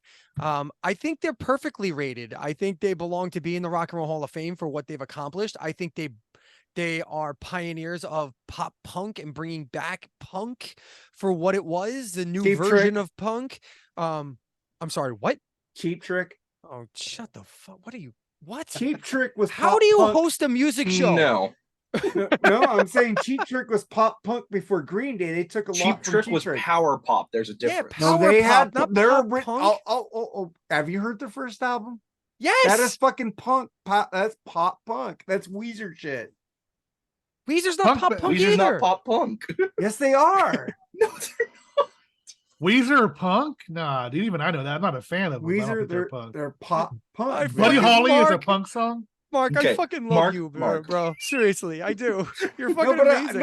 I'm saying Green Day is what Cheap Trick was doing in this, like the first album. No. I don't No. think Yes, so. they No. were. No. Mark, Domestic Mark. violence wasn't a punk song. Mark, Dude, Mark. Alfie- Green Day is what you get when you Alfita crush. Sane wasn't pop punk. Dude, Green Day is what you get when you cross Cheap Trick and punk. Okay, That's what I'm what you saying. get.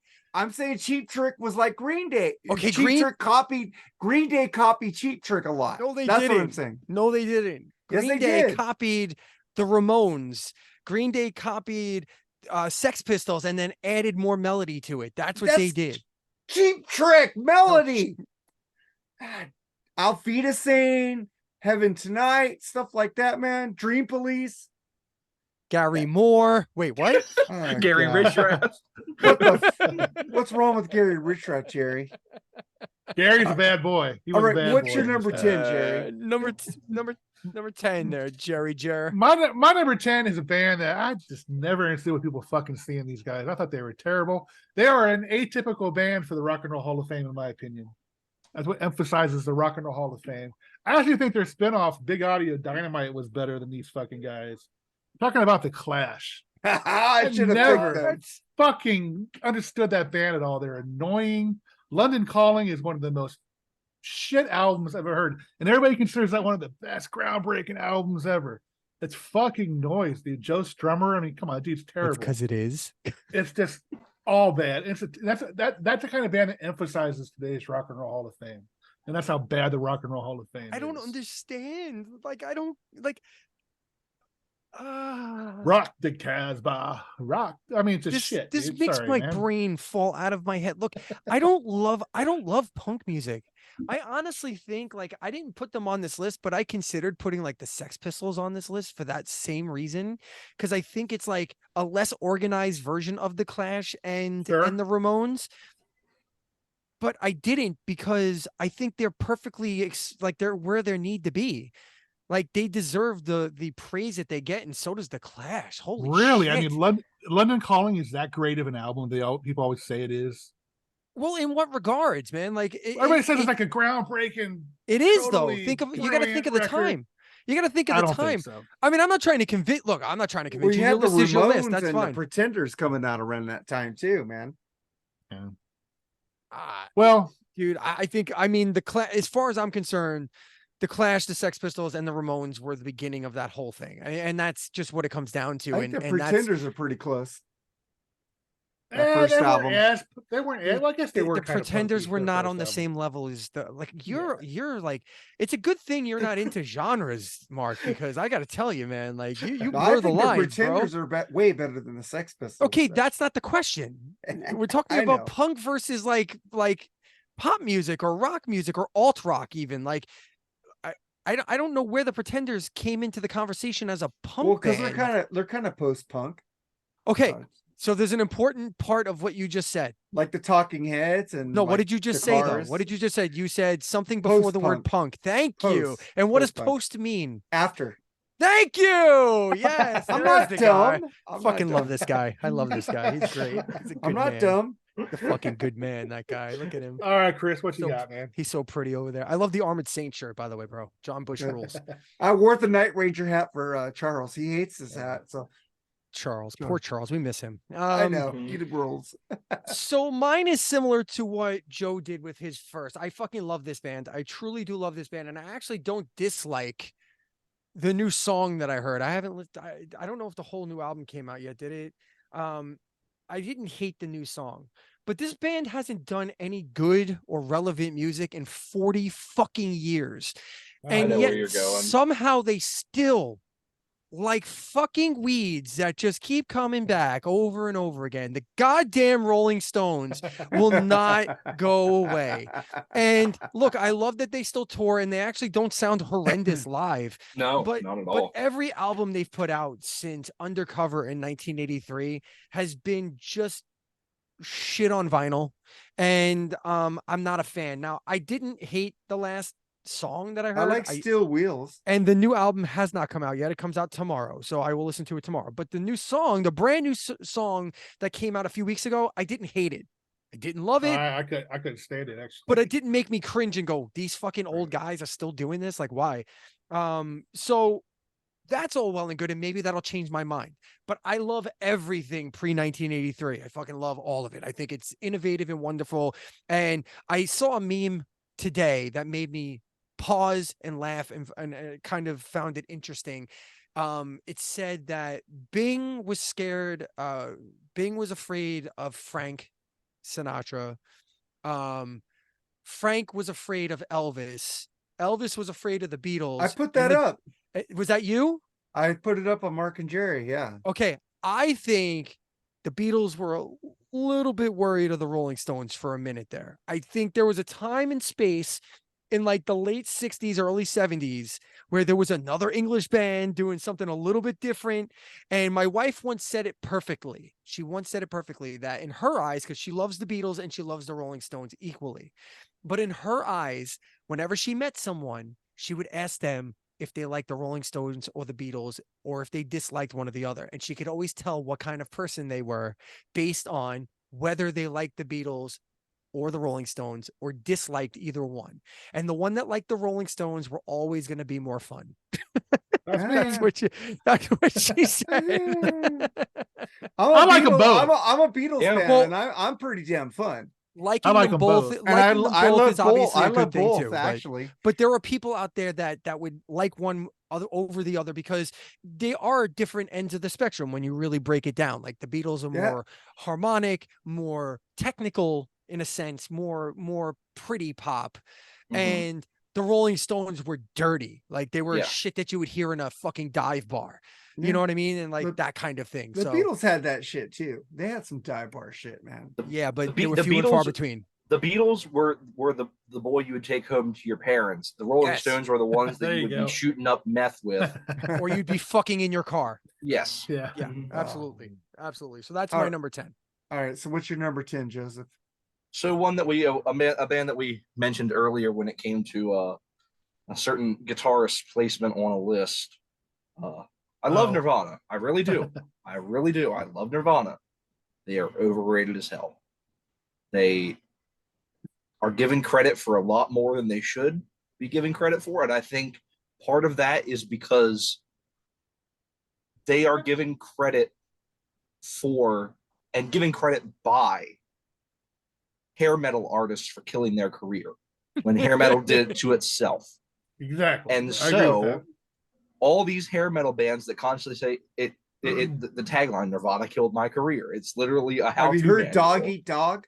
That's one of Actually- the best albums of But actually, doesn't- I okay. actually, time. Joe, I don't want to interrupt your screed here and I'll let you continue, but I actually have a video. Remember that video I mentioned that has almost 200,000 Mhm. likes of views on it? It's actually called the top 5 albums that came out post 1993, or as I like to call it, Nirvana Apocalypse. Mhm. Yeah. Yeah.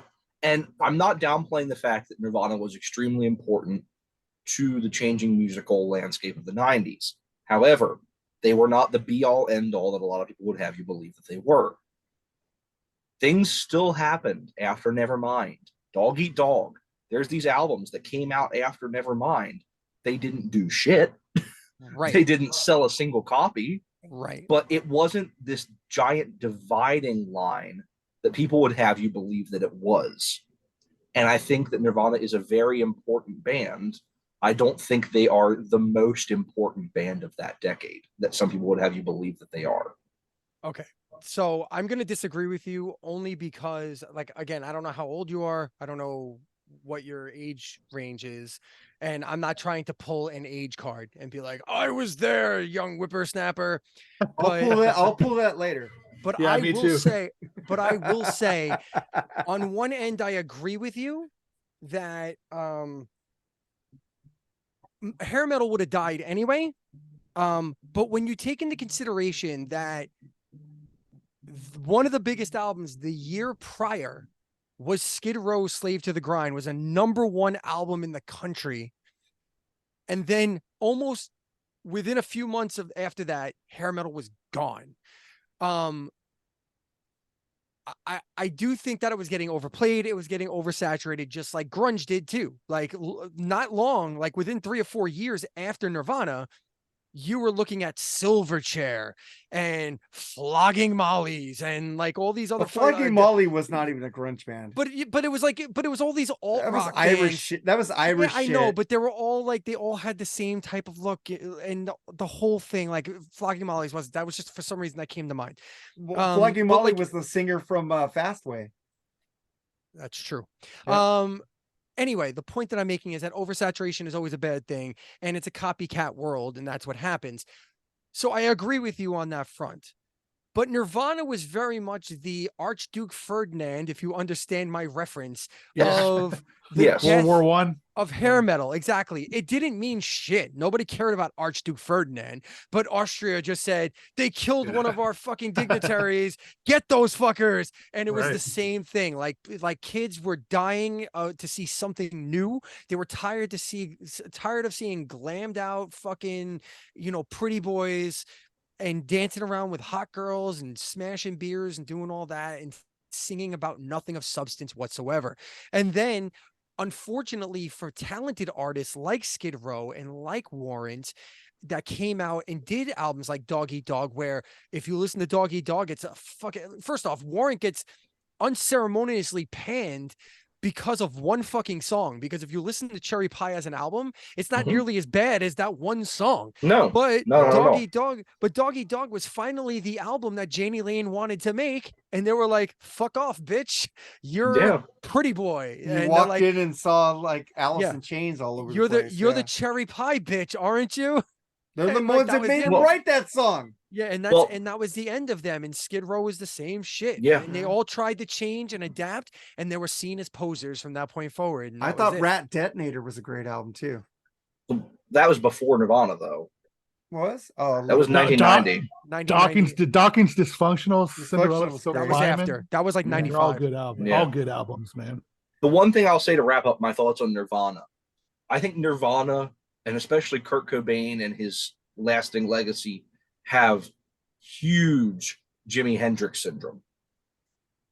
I think it is the dying young thing, that they were in the prime of their career, that they were on the uprise, and that their legacy is more about what they could have done and being that, like, you get that lasting image.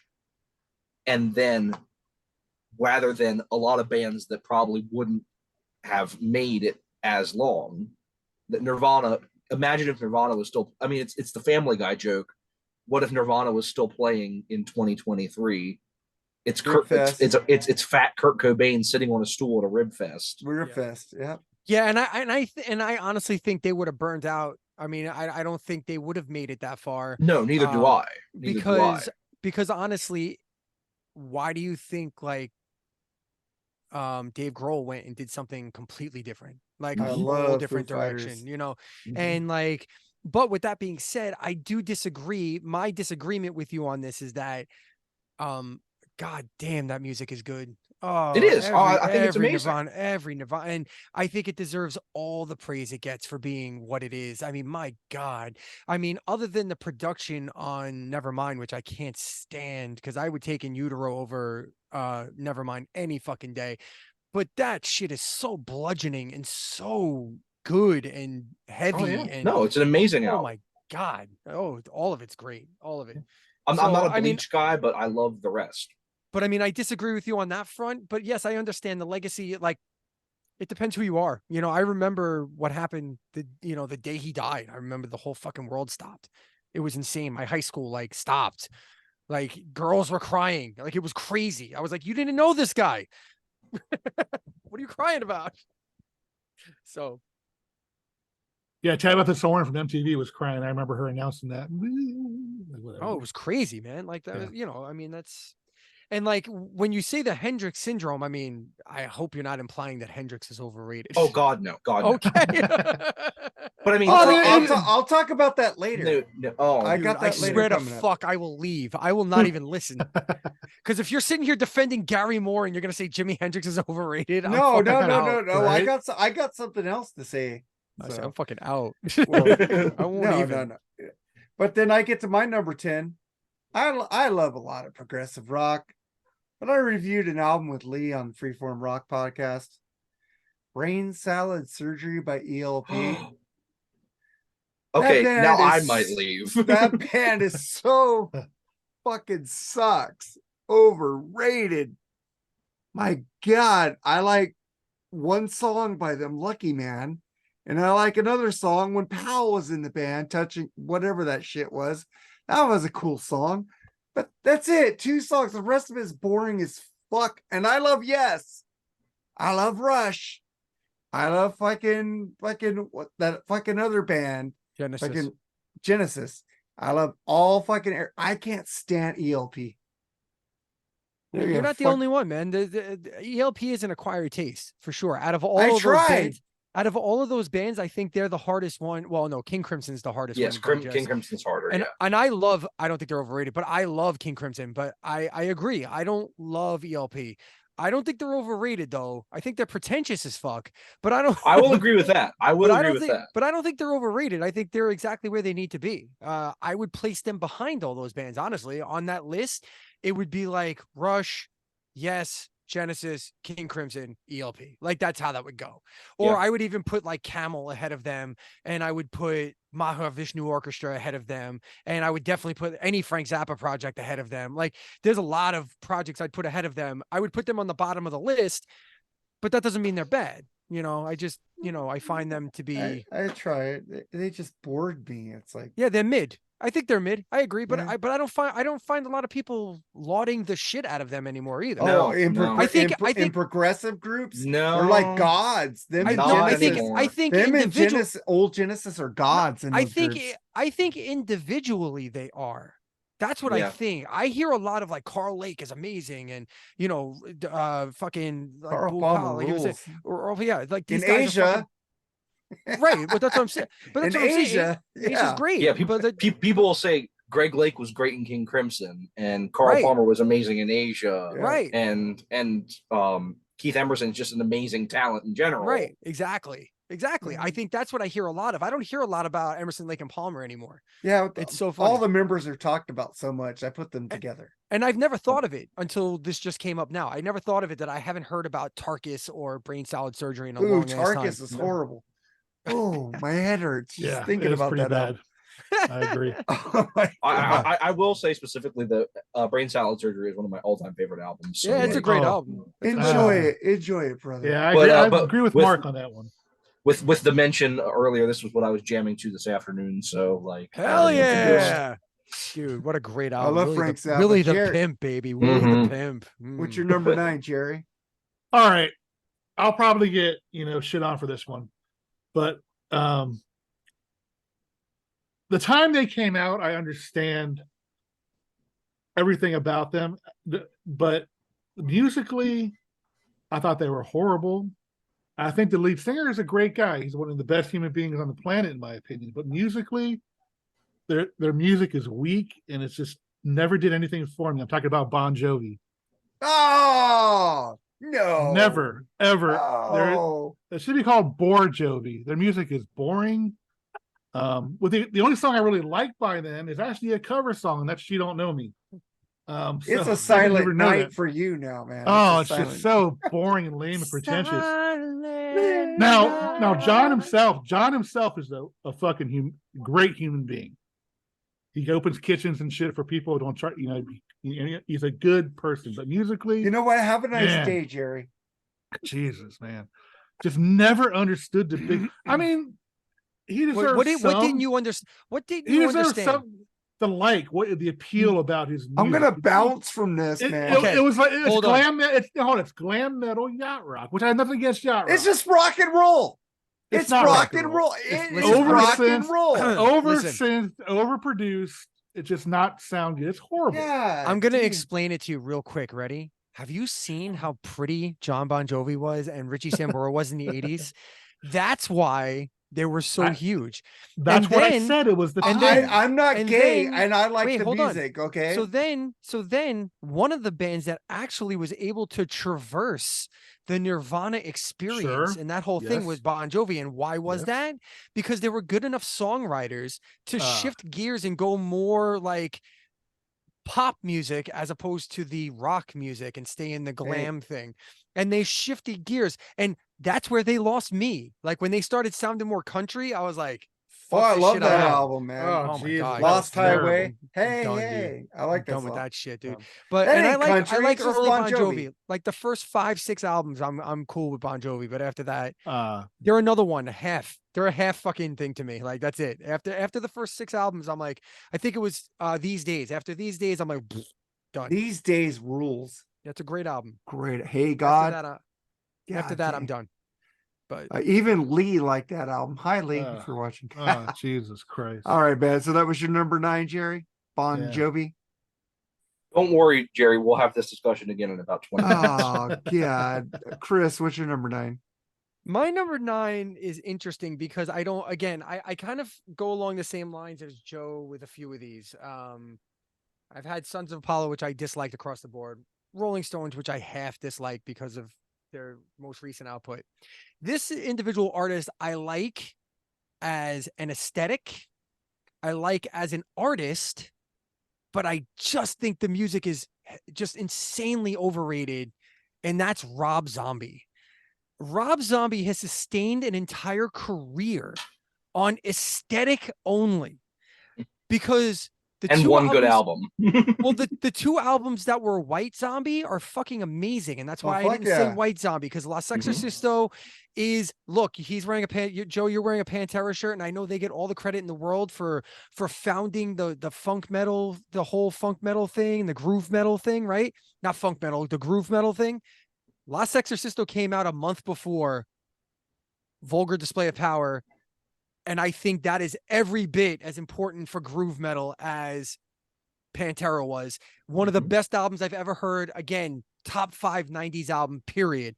But Rob Zombie's solo output, even with, like, how could you not make better music with John 5 as your guitarist? Exactly. I don't understand. And I agree. the Didn't guy, let and him you go see play. it. And look, I'll tell you, top 10 metal live shows I've ever seen is Rob Zombie. Fucking incredible. Zero substance, zero substance. The music doesn't even matter. It's a soundtrack to what's going on for the aesthetic. And that's the thing. That's why I think he's overrated, because musically, as a vocalist, he's dog shit. Like, he's just yeah, that's great, man. You're getting the point across. I get it. But like, he's an aesthetic. It's an aesthetic. It's just a look. It's all an image. That's what it is. So wildly overrated musically. I agree. I Rob agree Zombie. 100%. Well, I like there's a I re- like him. I agree like with you him, too. but I he's like him overrated. too. Yeah. I like him. but there's he's a overrated. reason that Hellbilly Deluxe and the White Zombie songs make up half his set list. Right. There's a reason for that. And covers. And covers. Yeah. There's a reason for that, because he has not released anything of substance Makes since good horror Hellbilly movies. Deluxe. Makes He does good make horror very good movies. horror movies. No, he's great. And I've actually spent time with Rob Zombie. Like, I used to produce Fangoria Radio for Sirius Satellite Radio, and he used to co-host and come on as a guest all the time, because that's when he was starting all of that. That's when he was doing the Halloween movies. So we used to have him on all the time, and Dee Snider was the host of the show. So we used to have him on all the time. And he's an awesome guy, and his wife is amazing, and they're fucking great people. So I'm not trying to shit on the guy. I'm just saying his music is just entirely overrated. I would buy tickets to see his show tonight. Like, I would go. Awesome show every time without fail. It's just the music is overrated. That's all. Hey, Yeah. Joseph, what's your number 9? Another one that we've talked about in the BS part of the evening, and that is a band that has produced 2 great albums, in my opinion, a good album, and then 30 years of absolute dog shit, and that is Pearl Jam. They are surviving on the just the grunge sort of image, as much as Eddie Vedder would want to move away from that, because he has tried his hardest to get away from that label and that image. Even though they were right at the forefront, he was there wearing his flannel, singing Even Flow. I mean, 10 is an amazing album. Versus is an amazing album. Vitology is a very good album. Everything after that is just the You didn't most. like Lightning Bolt or Gigatron? No, Oh, I no, love just those albums, man. everything after Vitology is the most bland, middle of the road alternative rock out there. And they're surviving on their stage show, which, I mean, they were one of the first ones to really like follow what the Grateful Dead did and like jump on the whole official bootleg train and like switching up their set lists and really like prioritizing their live show. And They're great. a good band, And man. They are musically Great they're an band. amazing band. I mean, it's Seattle legends. I mean, coming from Green River and Mother Love Bone and Temple But of the they Dog still make new into music, Pearl though, Jam. man. They don't sit on their hits. When was the last time But it sucks. anybody that you know said, I "Hey, loved Gigatron, I want to go man. listen to the new Pearl Jam album"? Me? I said, love anyone that you know. Gigatron. Mark, we've established. I love you, man. You got some weird ass tastes in music. When was the last time anybody that you know, other than yourself, Well, I don't said, hang "Hey, around I other really people. I don't want to," I don't hang around that you've other Work seen at a concert online, venue. that you've seen I online. see a lot of people like the Gigatron. They did like Okay. Gigatron. I have not seen a single person I think Lightning Bolt was better with ever Nigel say Manners and the that they fucking are song excited Lightning to Bolt. listen to a new Pearl Jam album. Me, If you want to see say that they're great live, great. I think they are. a new one's coming out I soon. think they are extremely overrated as a band, that they have not done anything of substance since the mid-90s. That's your opinion, though. And Yeah, you that's why mentioned it's my you mentioned list. That's the point you of mentioned this. Vitology. Yeah, being that's good. what I'm saying. I'm not I don't- downing it at all. I'm just saying I don't even think Vitology was that great of an album, but I do It's like not. their It's first a two. good I do like their album. first two. It's a good albums. album. I don't think it's a great I will album. te- It's I a will step tell down you- from the first two. I tell you, Soundgarden's album was better at that time. Oh, 100%. I love Soundgarden that is. I Soundgarden. love What, Soundgarden. Bad more. Motorfinger? No, Woman Super Fell on Unknown? Black Days. Super, Oh, Super Super Unknown? Unknown is fucking Oh insane. yeah, Yeah, yeah. Super No. Unknown. That was the album that came out because I have In- both. in- those- I have out of the both those grunge- cassette CDs. In at my the same opinion, time. Soundgarden's here, Pearl Jam's here. Like there's yeah, no. out of the grunge four, man, Pearl Jam falls to the bottom, in my Yeah. opinion. Even though on a popularity scale, they probably are right behind. Well, Alice in Nirvana, Chains but- is my number one, Yeah, and it's then for freaking me. It's Alice Soundgarden, in, Pearl Jam. for me, it's Alice in Chains and Soundgarden, and then the other two. Soundgarden is my favorite. Who's the other Chris one? Cornell rules, man. Nirvana. Ruled. Oh, I don't count them. So Should. They're Why wouldn't literally the most popular of the four of them. we'll get to that later in the episode. They're the grunge, but they're the grunge top. They're the big four of the grunge. So Yeah. I mean, you can't deny that. I'm not There gonna, is no denial deny of that. anything. I could just say what I think. But I'll get to one of Charles's favorite band because I like this band. I don't like the new 3 songs they put out. And I've said this forever. Tesla is better than fucking Guns N' Roses. And I stand by my statement by their fucking take.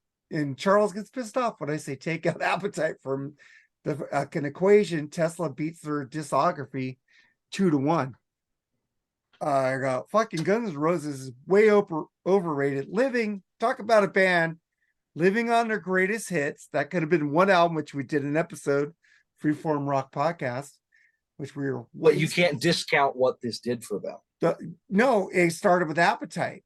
Appetite. I know, did that for but them. If they everyone- didn't have everyone's Appetite, those constantly- albums would not have went. well, these albums wouldn't have existed without Appetite. It's Yeah, but you have to got take it like- as a whole.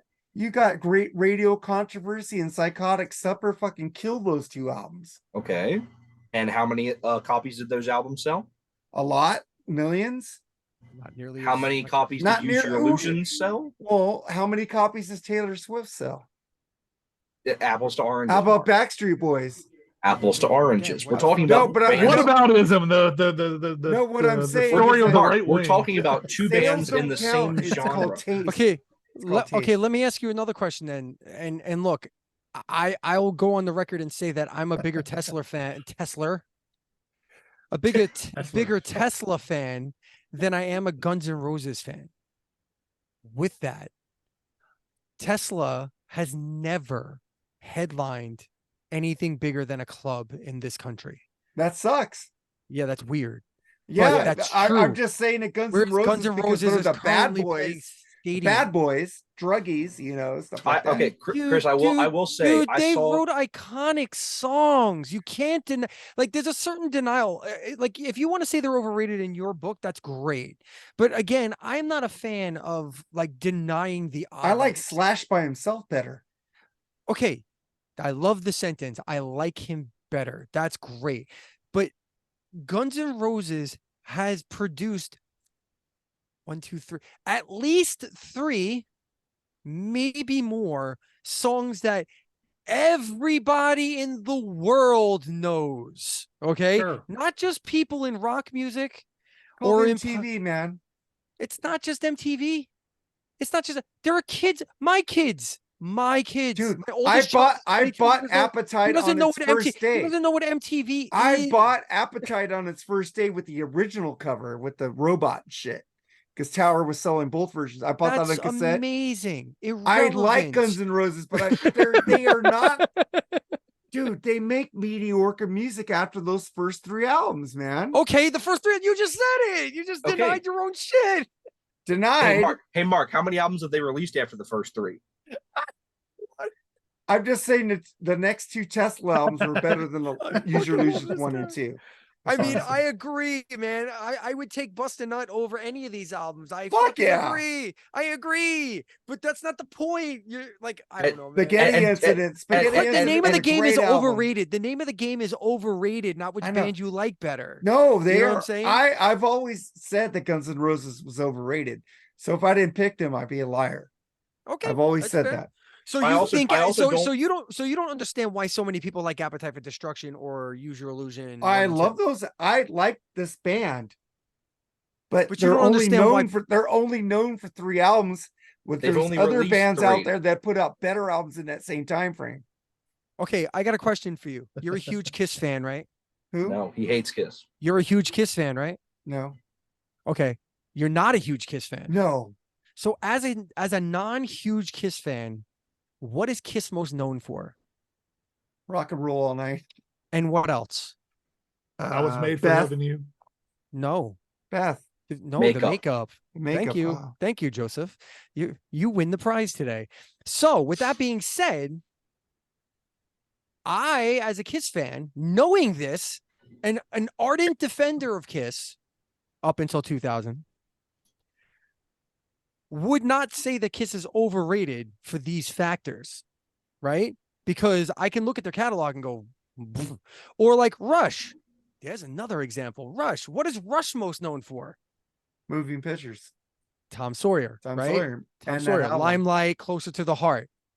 So that would pretty much, as Counterparts turns 30 today and Rush turns 50 this year, next year, sorry. I love this episode already. Rush turns 50 next year. No, but we get some Rush talk in here. Right on. Mhm. But like, they're most known for a song that they Yawn. did 43 years ago. Right? But you can't nullify everything that's happened since then. All the Breeze Under tremendous, Pressure. because they have a fucking perfect career since then. Yes. Now, am I saying Guns N' Roses does? No. Chinese Democracy is a decent album. Yes. Lies Yep. was awesome, by the way. Yes, For the record, yes. Lies is fucking great. Spaghetti Incident is even decent. Ooh, no. No. I like Spaghetti Incident. Oh I shit. sound like Mark now. But but at the end of the day, how could you say a band that has, I would say, Paradise City, Sweet Child of Mine, Welcome to the Jungle, iconic songs that still to this day, Rocket Queen's my favorite. the only bands that are more iconic, I think, than Guns N' Roses at this point in terms of song recognition might be like AC/DC, Queen, the Beatles, maybe the Rolling Stones, Led Zeppelin, maybe. Like these are the 5 bands. Like you're talking about top 10 bands of all time in terms of Beyonce. iconic recognition. I'm talking Beyonce. about rock bands. I'll fucking choke you, I swear. Pink Floyd. Pink God Floyd's up damn, there with you are that, just too. a veering left motherfucker. All right, anyway, Jesus Christ, Mark. Fucking love you, dude. All right, where are we at? Where are we at? Jerry, I think you're Jerry, you're number 7, I think. no, No, Mark, no, we're on eight. number 8. 8, man. yes, 8, We're on 8. number 8. Mark Alden Taylor, I agree with you 100% on Guns N' Roses. 100%. Yes. I don't even use your Illusion albums. I don't I'm even gonna take a think you can- piss. You guys go. You can't even combine those two to make a good album, in my opinion. Their first album, Appetite for Destruction, absolutely gangbusters. But that's what they're known for. What else have they done that was really good? Use Your Illusion was not as good as Appetite for Destruction. I don't care No. what you say. And it No, and I agree. It was popular because of the after effect of Appetite for Destruction. But does that shit hold out today compared to Appetite? No. Yeah, but Jerry, the Use Your Illusions Now- tour that came out after the Sure. albums. Look, Sold. they're still selling out Oh, I stadiums know. on Oh, I Appetite for know. Destruction. Yes. Now, Lies, I didn't care. Lies was kind of different and kind of unique. I didn't really hate it, but I don't care for it. The spaghetti Incident was awful. Chinese Democracy was awesome, and the band that he fucking had for that tour was amazing. I never saw it, but I saw videos of it. And they Right. fucking rocked. Yeah, that Appetite for Democracy But- DVD is But awesome. you said like Paradise City, Welcome to the Jungle, Sweet Child of Mine. Of course, those are iconic songs, but just on that album alone. And I agree with Mark on that. After that, nothing they have done has even come close to Appetite for Destruction. Not even close. But they're still today selling out stadiums. So What I will say in agreement with the Guns N' Roses thing is I think Axl Rose is the most overrated singer of all time. And I will say that without question. I will say that without question. And I will also say a lot like the Mike Portnoy thing. I do think that there's a gaping hole in their creativity and their songwriting since Izzy Stradlin left too. I think that's a major, major factor as well. So what are you, oh my God, over there, Amy? Oh, say hi to your Guns N' sister. Roses sucks, man. peanut gallery shit. Say hi to Amy. I was talking about Guns N' Roses being overrated. She's like, oh my God. You kidding me? Like, yeah. So we anyway, get that's my pick. Your number 8, Chris. My number 8 are the kings of hair metal. The ones that want you to talk dirty to them all night long. They Jesus want to do Christ. the unskinny bob. Oh. And that's none other than Poison. You just gave Charles a Holy chubby. Shit. Does this band fucking suck? Listen, when I was a kid, I dug this band hard. I was elbow deep in the fucking hair metal. I was 10, 12, 13 You know years what, Chris? old. We need to take it And- outside. Yeah, and I loved this shit. Upon further review, as I got older and looked into like my musicianship and all that stuff, and I look at the hair metal, like I abandoned hair metal. Once I got into Pantera and Tool and Rage Against the Machine and Dream Theater and like it just all of it, I said, what the fuck is this pussy shit? Get this away from me. Like this is awful. Enough of this. Literally the only 2 albums that I listened to on loop of the hair metal bands for a certain period of time throughout the 90s was Dog Eat Dog by Warrant and Psycho Schizophrenia by Lillian Axe. Those were the 2 albums that I absolutely loved forever and ever to this day. And so as I got older, I was like, I shouldn't have done that. I kind of like some of this shit. Like you kind of hear it and you go, oh, wow, I'm nostalgic for that shit. Let me go back and listen. And as I go back and listen, I go, Winger, not that bad. These guys are decent musicians. Extreme. Wow, really fucking good band. Wow, this band kills. Skid Row. Wow, this is really fucking good. And so on until I got to Poison. And I'm like, what is this shit? What the fuck am I listening to? They're singing about borderline rape and everything. Like, what the fuck is happening here? You ain't a number 1 bad boy anymore. Okay. Dude, fuck that band. I will never cry tough again. What a fucking abortion that shit is. give us something to believe in, man. You know Oh what? my Every God. rose has its thorn, man. Come on. Yeah, every rose has its thorn. Right, exactly. Fucking every rose on that Poison album. sucks. Dude, there's like maybe 5, there's like a handful of songs on the first 3 albums that I can listen to. I'm gonna go back to the rocking horse, man. And then they did one quasi decent album with Richie Kotzen. That's then not Richie, Poison. and then Richie Kotzen went and fucked Ricky Rocket's wife, and they I threw thought it him was out. Brett Michaels. I thought it was Brett Michaels' wife. No, it was Ricky Rockets. Rockets. All right. So yeah, Poison's dog shit. Although I spent time with Brett Michaels, he's a decent individual, I guess, but whatever. That fucking band sucks. Moving on. No, I love Poison, so I'm not gonna get too much into it. I'll take it outside with you later. But Joseph, what's your number 8? See, I didn't even think Poison was popular enough to qualify for this. Oh! So, Dude, they're widely regarded as like the number 1 hair metal band. Like, see, this is what I thought you were about to steal my thunder when you said number 1 hair metal band, because my number 8, I think, is the number 1 hair metal band, and there is nothing that marks you as more of an overrated band than the fact that your name alone can sell 3 million copies of This Abortion. oh, yeah, that's a bad album. Motley Crue. Let's talk, as if we haven't already enough on this podcast in the past, about Motley Crue. One of, if not the most overrated bands of the 80s. I agree with you. How they, after Shout at the Devil, subsisted on their name for so long, to this day almost, with releasing the amount of absolute dog shit that they've released. They're playing stadiums that Tesla Astounds me. isn't. There you go. It absolutely astounds me that they have been able to subsist with a sellout career for so long on the one of the worst overall discographies I've ever heard in my life. I mean, If you I've said it before that Vince Neil should have been bagging groceries in a downtown LA grocery store rather than singing on stages for people. Yes, they should all. They should. It's the image, it's the name, it's the lifestyle, it's them keeping themselves in it through the whole. I mean, Tommy Lee and Pamela Anderson stuff, and the Heroin Diaries, and the Dirt, and all that stuff. Of course, that all plays into it.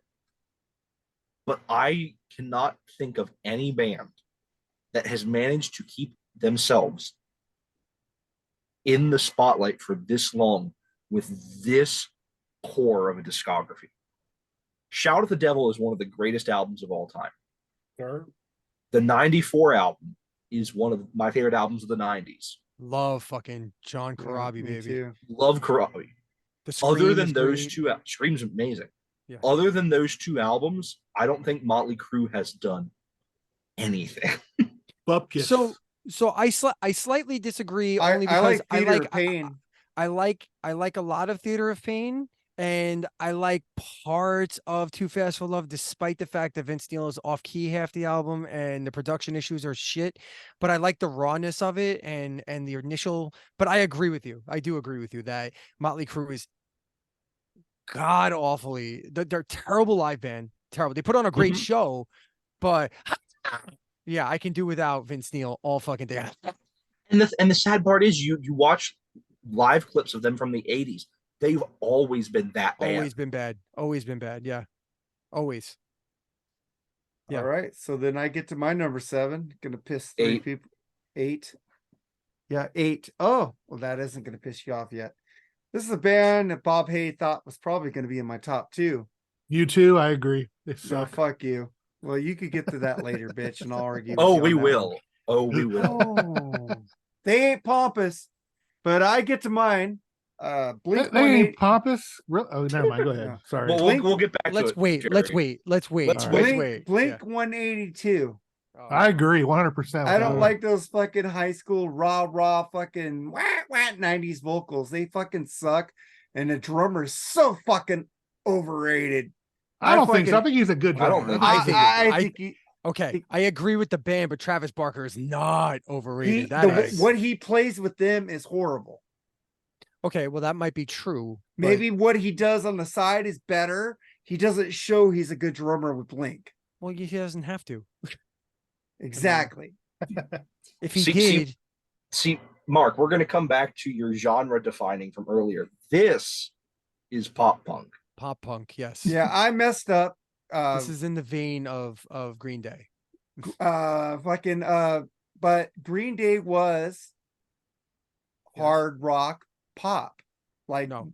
Cheap Trick did too. So Okay, Let's I not- opened let's up. not Okay, revisit that. yep. I'm- You're even I'm- drunker now than you were before. I haven't I- drank anymore. I apologize for opening that one back. Oh, up I'm again. fucking- All right, getting whatever. pretty blitzed. Blink 182 is my number 8. I'll be right I'm back. empty, gents. dude. See, I'm It's my refilling. turn. Where are we on? Number. it's your turn. You're on 7. number 7. I agree with Joseph on Motley fucking Crue, dude. Overrated as fuck. Besides their two, I don't even like Theater of Pain. I like their first 2 albums. But unlike Guns N' Roses, I think they're more noticed for Dr. Feelgood and Girls, Girls, Girls songs. Would you Harder agree than with hell that? rules. And those albums were fucking terrible. They've been a joke of themselves since probably after the Karabia album. It's terrible. Oh, Nikki that glitter Sixx- album's Nikki- horrible. Nikki Sixx and the Mysterious Case of the Self-Playing Bass. You ever Uh-huh. watch his concerts? He's raising his hands and the bass is still playing.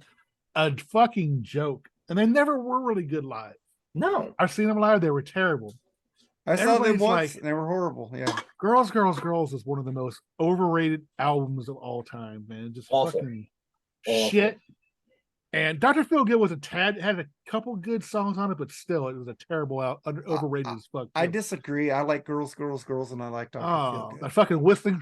Hey, Tommy, look at this. I like Up to Dr. Fucking Feelgood. Just And a bunch of shit. Then the Krabi album. Nah, I mean, like all their albums up to Feelgood and then Krabi. No, they've just been a joke of themselves since. I agree with you though. Who is it? Molly Crew. Molly Crew. I'll talk about Molly Crew. That was yours too? Yeah. Yes. Oh wow.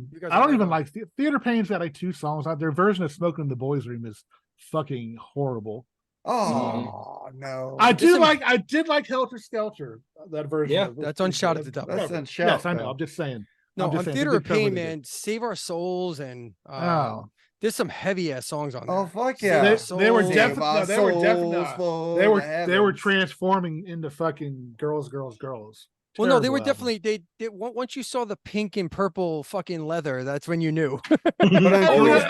Girls, but they went into at the black same leather. time, I get it. That's what was in back then. They you know? tried to Chicks reel it love back in that with stuff. girls, but Yeah, the they music did. did I not get reflect it. it. But the music didn't But- reflect it. Nona sucked. Oh, whole geez, album and sucked, fucking dude. the fact to hear Brandon one more time in my life, I think I'll fucking. Well, that's shit not on myself. that album. That's on I'm Generation. talking Wild about Side- another song. Wild from Side them. might be the only decent song on Girls, Yep, Girls, that's Girls. it. That's it. I like That's that it. album, so I'm not going to argue with you guys. It's cool. No, I never, I mean, I don't hate Molly Crew. Like I said, just don't No, get neither do I.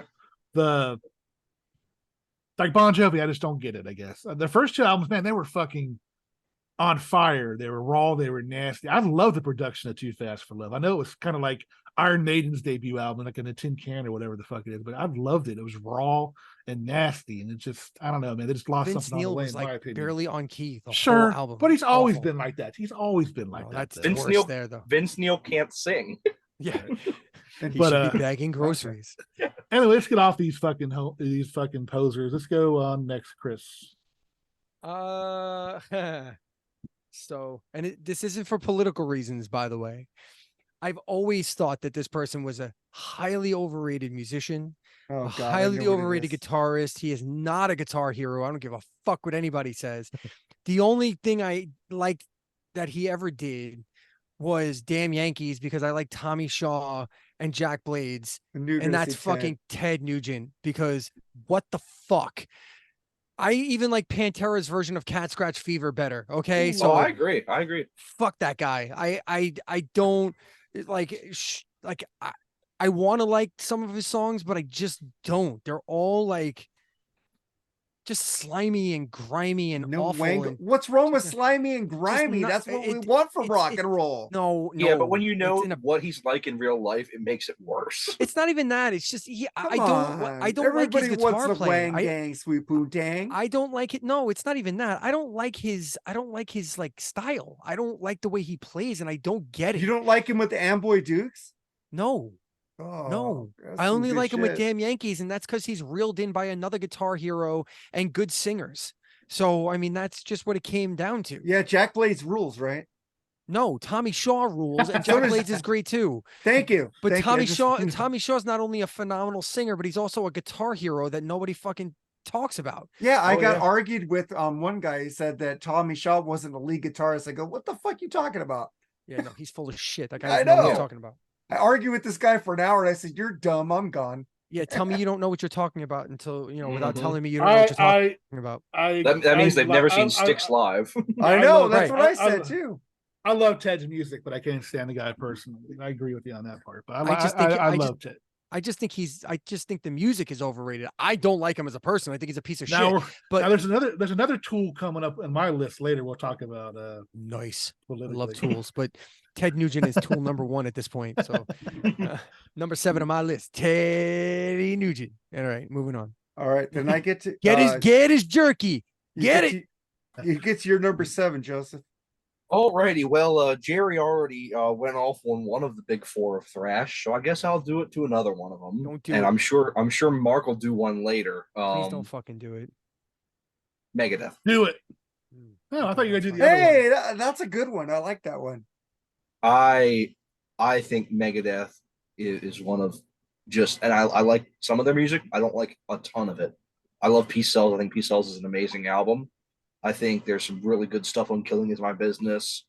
and some good stuff on So Far So Good. I think Rust in Peace is great. I'm not a fan of almost anything they've done after that. I think Dave Oh, I Mustaine love is. Countdown. I think Dave Mustaine is one of the worst singers to ever record an album. I think he's an amazing guitar player. I think he surrounds himself with some very good musicians. I don't think he should ever have recorded vocals in his life. His voice fits the music though. It He's got doesn't. that snarl, dude. I fucking love it. I would like their music a lot more if it weren't for Dave's vocals, I think. Well, they're not my favorite. But I just they're one that I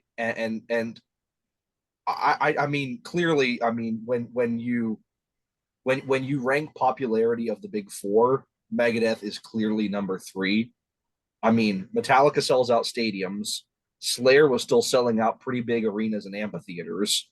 Megadeth's opening for Five Finger Death Punch. Yeah. Like, there you go. So popularity wise, clearly they're not on that tier. But even then, I Even still Anthrax think is headlining. Well, Anthrax and Megadeth are on the same level. yes, Like if you yes, like if you go to a festival, they're both playing midday on the main stage. yeah, They're both yeah. playing at like 4 o'clock in the afternoon on the main stage. So yes, yeah. So, but I just they're one they're of on the the ones. 7 dust tier. Yes, yeah. They are in Yeah. terms of popularity, yeah. Now I guess yeah, but yeah, not they're just one that I'm just. I think people, especially by the time the '90s roll around and people got tired of Metallica, metal fans willed Megadeth to be better than they were because they were tired of Metallica. I think people latched onto Dave Mustaine's hatred for Metallica and fueled them to be better than they were when they were doing the exact same thing Metallica was doing by the mid 90s. Like, you look at Megadeth's mid to late 90s albums, they are Euthanasia. I'm actually like Euthanasia, and then God, you get to Risk and Cryptic Writings and all that Yeah, bullshit. God, Risk is terrible. horrible. I mean, they're worse than Load and Reload. Like, Yes, they are. Thank you. I don't know about Like- that, but I I mean, don't know about that. I I don't enjoy- like Load or Reload, but I don't either. But I man. enjoyed everything up until No spoilers, like, I Sherry. agree. First off, I mean, I'll do the caveat. I hate Dave Mustaine's voice too, but I have a hard time shitting on anything before Countdown to Extinction, especially like Holy Wars is one of the best songs. Oh, Like, 100%. I 100%. mean, like I can honestly point to Holy Wars, Hmm. like fucking Power Slave by Maiden, and like all of Rush's output for everything that Dream Theater is. Okay, Oh, yeah. like honestly, and Metallica. I think Metallica is a big influence on Dream Theater too. And like, so with that being the caveat, I can agree with you. Everything from Countdown to Extinction is absolute dreck, like complete and utter dog shit. So, yeah, I agree. I like the last 2 albums, man. Dystopia. The Sick, the Dying, the Dead wasn't as good as the new Metallica to me, I though. wish he was sick, dying, and dead. Jesus Christ. Oh Jesus, man. So then I'll get to my number 7. Now this is the one I was pressing. I think Kiss is very overrated. I didn't grow up with Kiss, so maybe that's why I think they're very overrated. I started with the Beatles and Foreigner, so I had a lot of pop rock in me back then. So I never got the thing for Kiss. I got an Ace Frehley when he did Rock Soldiers when I saw the video on MTV. So that's when I liked Frehley's Comet. And then I said, who's this?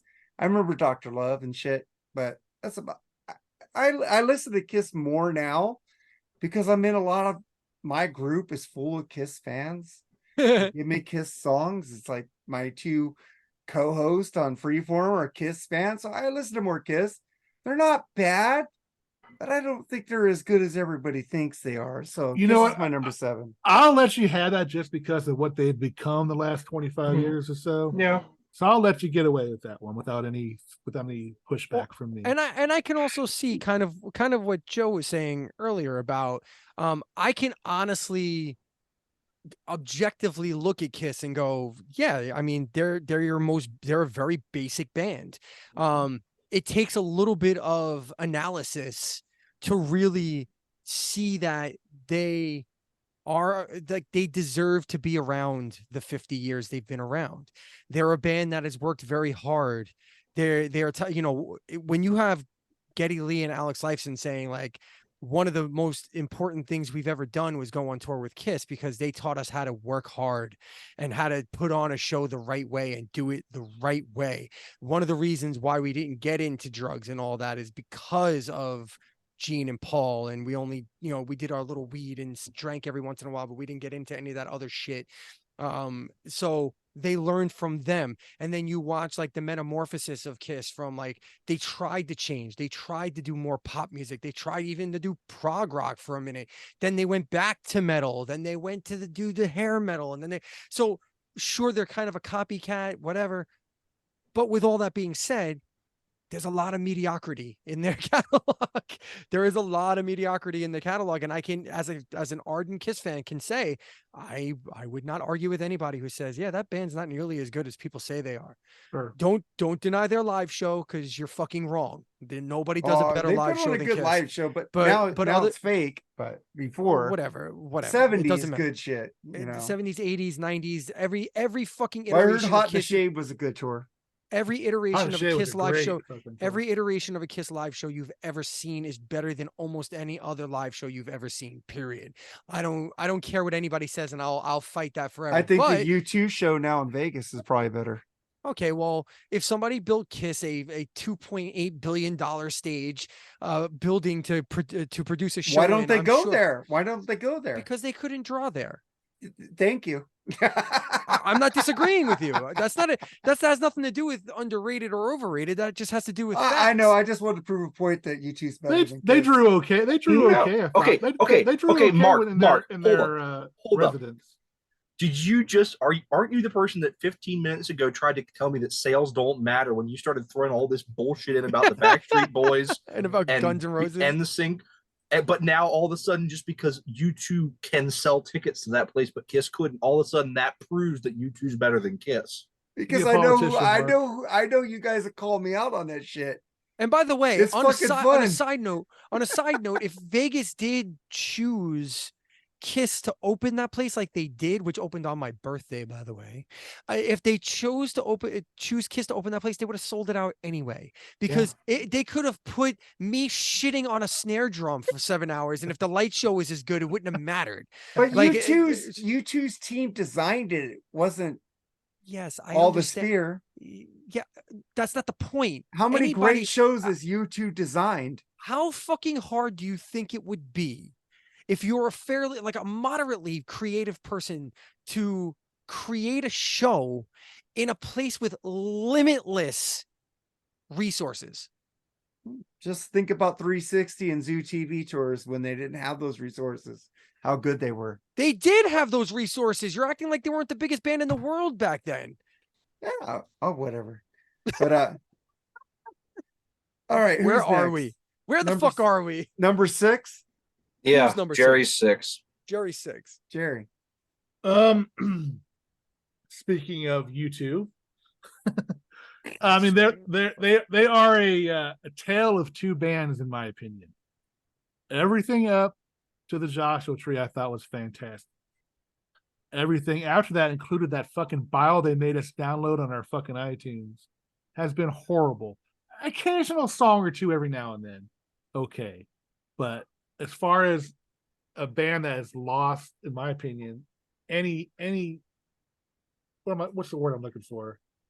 Any kind of they got too different. They too changed.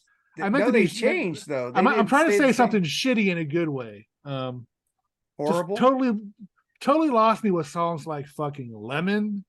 Well, Lemon sucks. Yeah, I agree with that. I hate that, dude. You're talking about Zooropa. That all the crap after that. Vertigo. Oh, I like that song. Vertigo's a good song. I did fucking. What's that one fucking song? Whoa, Beautiful Day. Sweetest thing. That was a B-side from Joshua Tree, dude. It's still a terrible song. That was a B-side from the album. It was kind of a hit. They made a video for it, so it must have been some kind of because they released the B-sides. I can go on and on about this shit. I had all those U2 singles. Mysterious Ways, like I said, that song was all right, not bad. But man, Zoo nothing. Station's great. They lost their fire. They were kind of losing their fire before the I Joshua don't Tree, believe you but don't like The Fly. there was something great about the Joshua Tree album though. I can't explain how good that album was. Octung Baby is one of the But most compared to genius like albums ever made. fucking songs like Sunny Bloody Sunday, New Year's Day. I mean, come on, Great songs. they totally Great lost their songs. They totally lost. Octung Baby is one of the. They lost all their balls. And look, they sell out fucking. I get it. They got one of They the could have hugest fan stayed the bases. same. They went through a change at Joshua Was you Tree. listen to me? I'm They have listening. a huge fan base. I get it. I just don't get it. I never caught the train after the Joshua Tree and what was That's so great fu- about that- it. Okay, that's I'll fine. give you Rattle and Hum too. There's some good songs off that album. That's too. fine. That's fine, Jerry. But I agree. they were just too bland in my opinion, dude. Can I say one thing to you? Say whatever you want to say. I'm happy you didn't like call Bono names. You don't like the band, but you know Bono's a good guy. That's all I'm saying. Good job. He's a little bit full of himself, but no, I get it. he's It's not okay. pompous. Yes, he is. No, He's he very isn't. pompous. He's And you Okay, know what? wait, He wait, may wait. deserve that. He may Hold earn on, it. hold on, no, hold he on. doesn't. Hold They make on, up hold stories on. that every time he claps, somebody dies. He never said that. Hold That was the funny fu- though. That was funny hold But he though. the never fuck said up. that. Everybody No. stop. Hold on. All right, Chris, go ahead, man. It doesn't make you a bad person if you're a pompous ass. I mean, look, he's the definition of he's as pretentious as ELP. Like, let's Really? get it to what do you mean? Yes. Really? You'll sit. You know when they go on tour, they take all the Irish people. They hire all their countrymen to do their tour That's- with them. That's amazing. He's I'm a sure good he's not a person. bad guy. Do you know Yeah. if That you does were in a not- okay. bar with them? They buy you a beer, dude. They are giving people. They don't fucking care who you are. If That's you party, awesome. they'll party Okay, with you, Mark. man. Mark, you're mistaking the fact that You think Kiss is he's going to come able out to there be- and have a drink at the No. end? No, not at because they're all. assholes. they're assholes. Well, they don't There's a drink- they don't difference drink. between you can be a good person and still be an absolute pompous person. Those are not mutually exclusive. Everything whenever Bono talks, you know how you know he's pretentious and pompous? Every time he talks, it sounds like a proclamation. Like he's a god or something. Like he's like, yeah, well, I'm just saying that, like, and then like whatever he just said was some gobbledygook that came out of his mouth, and it was like we're all supposed to go, wow, Bono. Like at the end of it, Dude, like he's at the end of he's it, like today's Bob Dylan. No, no, No. Yes, he I is. don't say No. much either. no, Bob Dylan doesn't take himself that seriously. Bob Dylan, maybe No. a modern day Springsteen. no, see, Springsteen's pompous. Well, yeah, Springsteen, not as- Springsteen absolutely inherits, like exhibits that whole thing. Not as much as Bono. Come on. As a matter of fact, is it my fucking turn? Yeah, it's your Yes. turn. Because Go. I'm about to switch up my list. Bruce Springsteen's fucking overrated. I don't fucking get it. Okay. I don't get the Springsteen thing at all. I never will. It makes me hate saxophone. All right. I don't understand. Fucking, let me tell you about Bruce Springsteen. All right. Bruce Springsteen literally woke up. Everybody's like, he's such a brilliant storyteller. He's a brilliant lyricist. Look, this is a knock on Bon Jovi too. Look, if I thought that I could wake up tomorrow and like, I don't know why I didn't think of it ahead of time to wake up in the morning and write about my fucking day and it was going to become an epic hit on classic rock radio for 40 fucking years, I would have done it a long time ago. I woke up this morning and I put on my shoes. You know, have you ever because seen I him live? didn't want to wear my Have you ever seen him sneakers. live? Have you ever seen him live?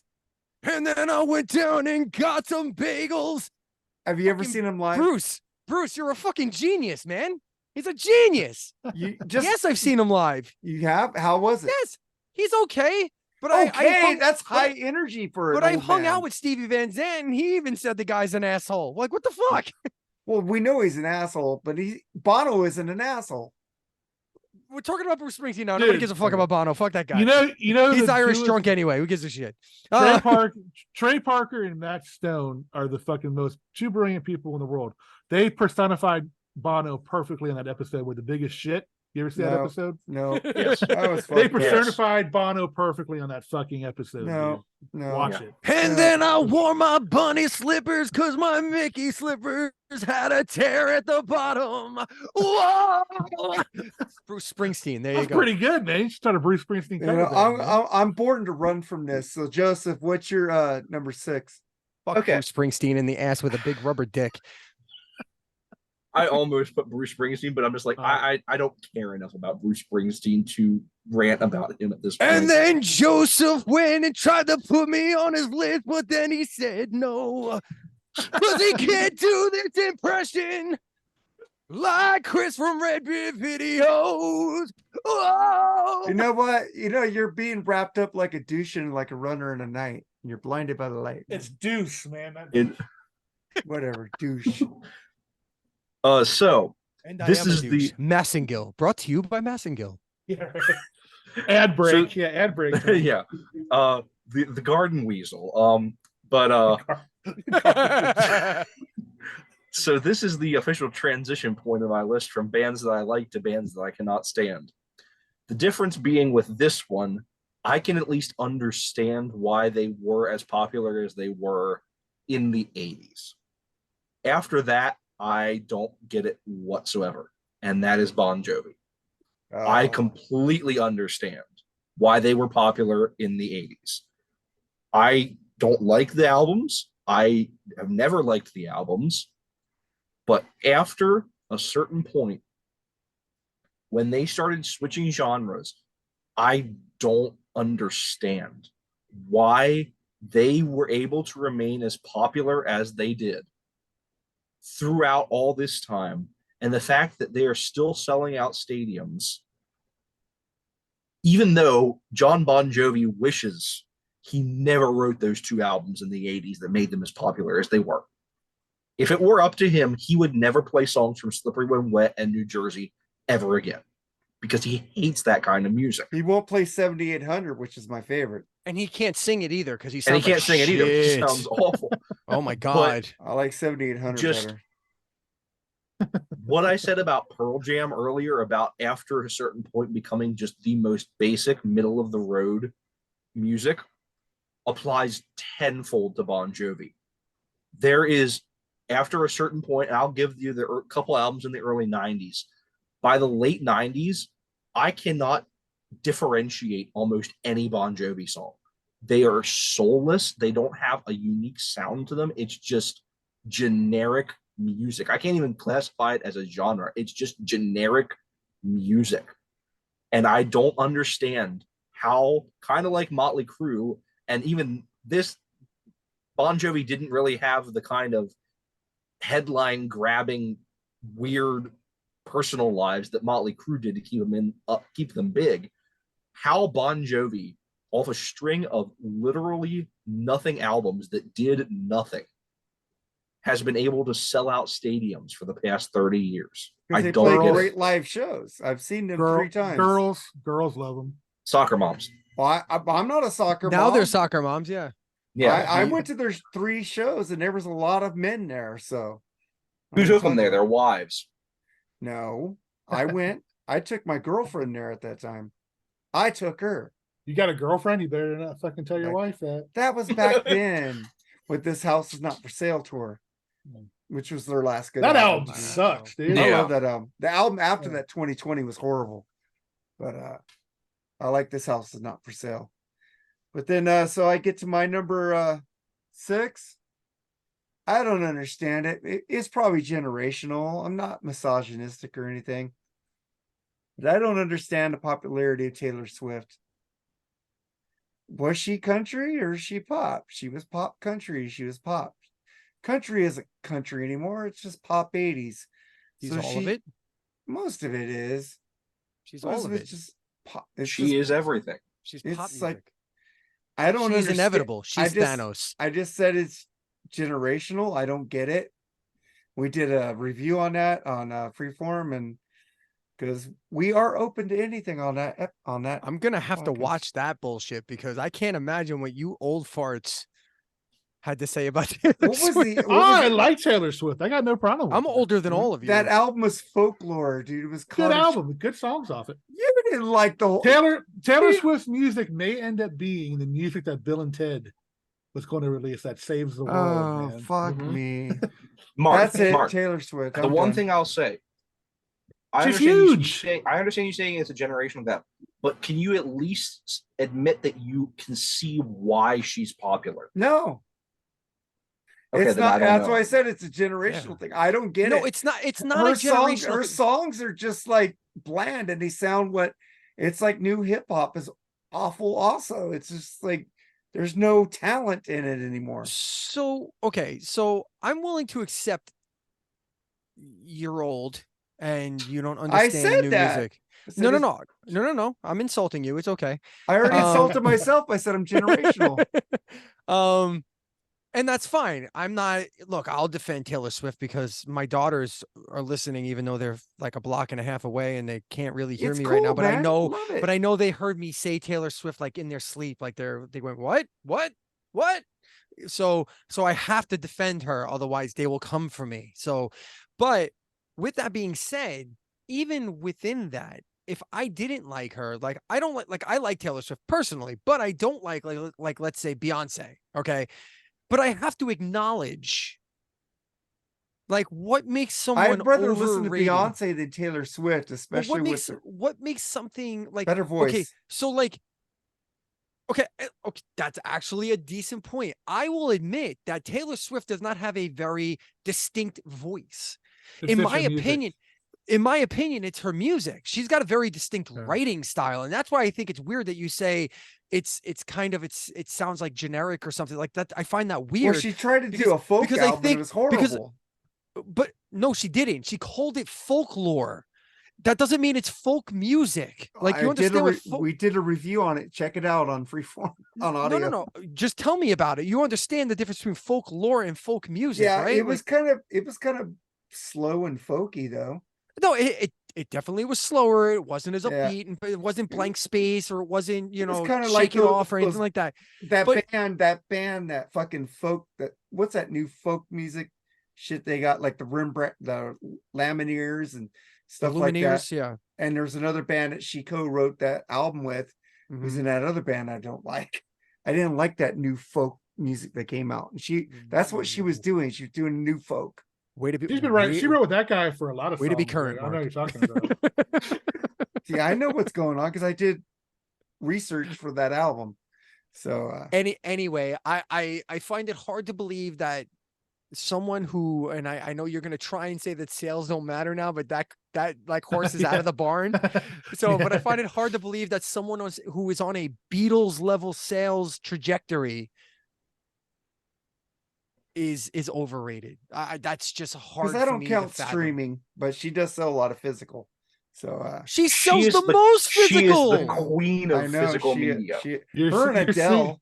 She come out with 4 of the same album and they fucking all sell. Like man. my God, man! Like Okay, like, it's you're just even. my opinion. I'm saying she's overrated. I don't. I get understand, it. and I'm That's here it. I'm here to rebut your opinions. That's fine. That's why we have this group session. Otherwise, you talk to yourself.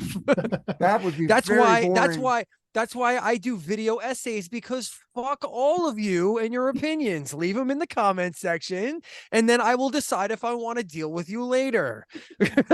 Oh, You invite me onto your show, you're gonna have to deal with me. Don't get into discussion with Chris on something he doesn't agree with you on. Oh, That's God. right, because That'll go you on will- forever. You will lose. No, I don't think I lose. I think we just both give up.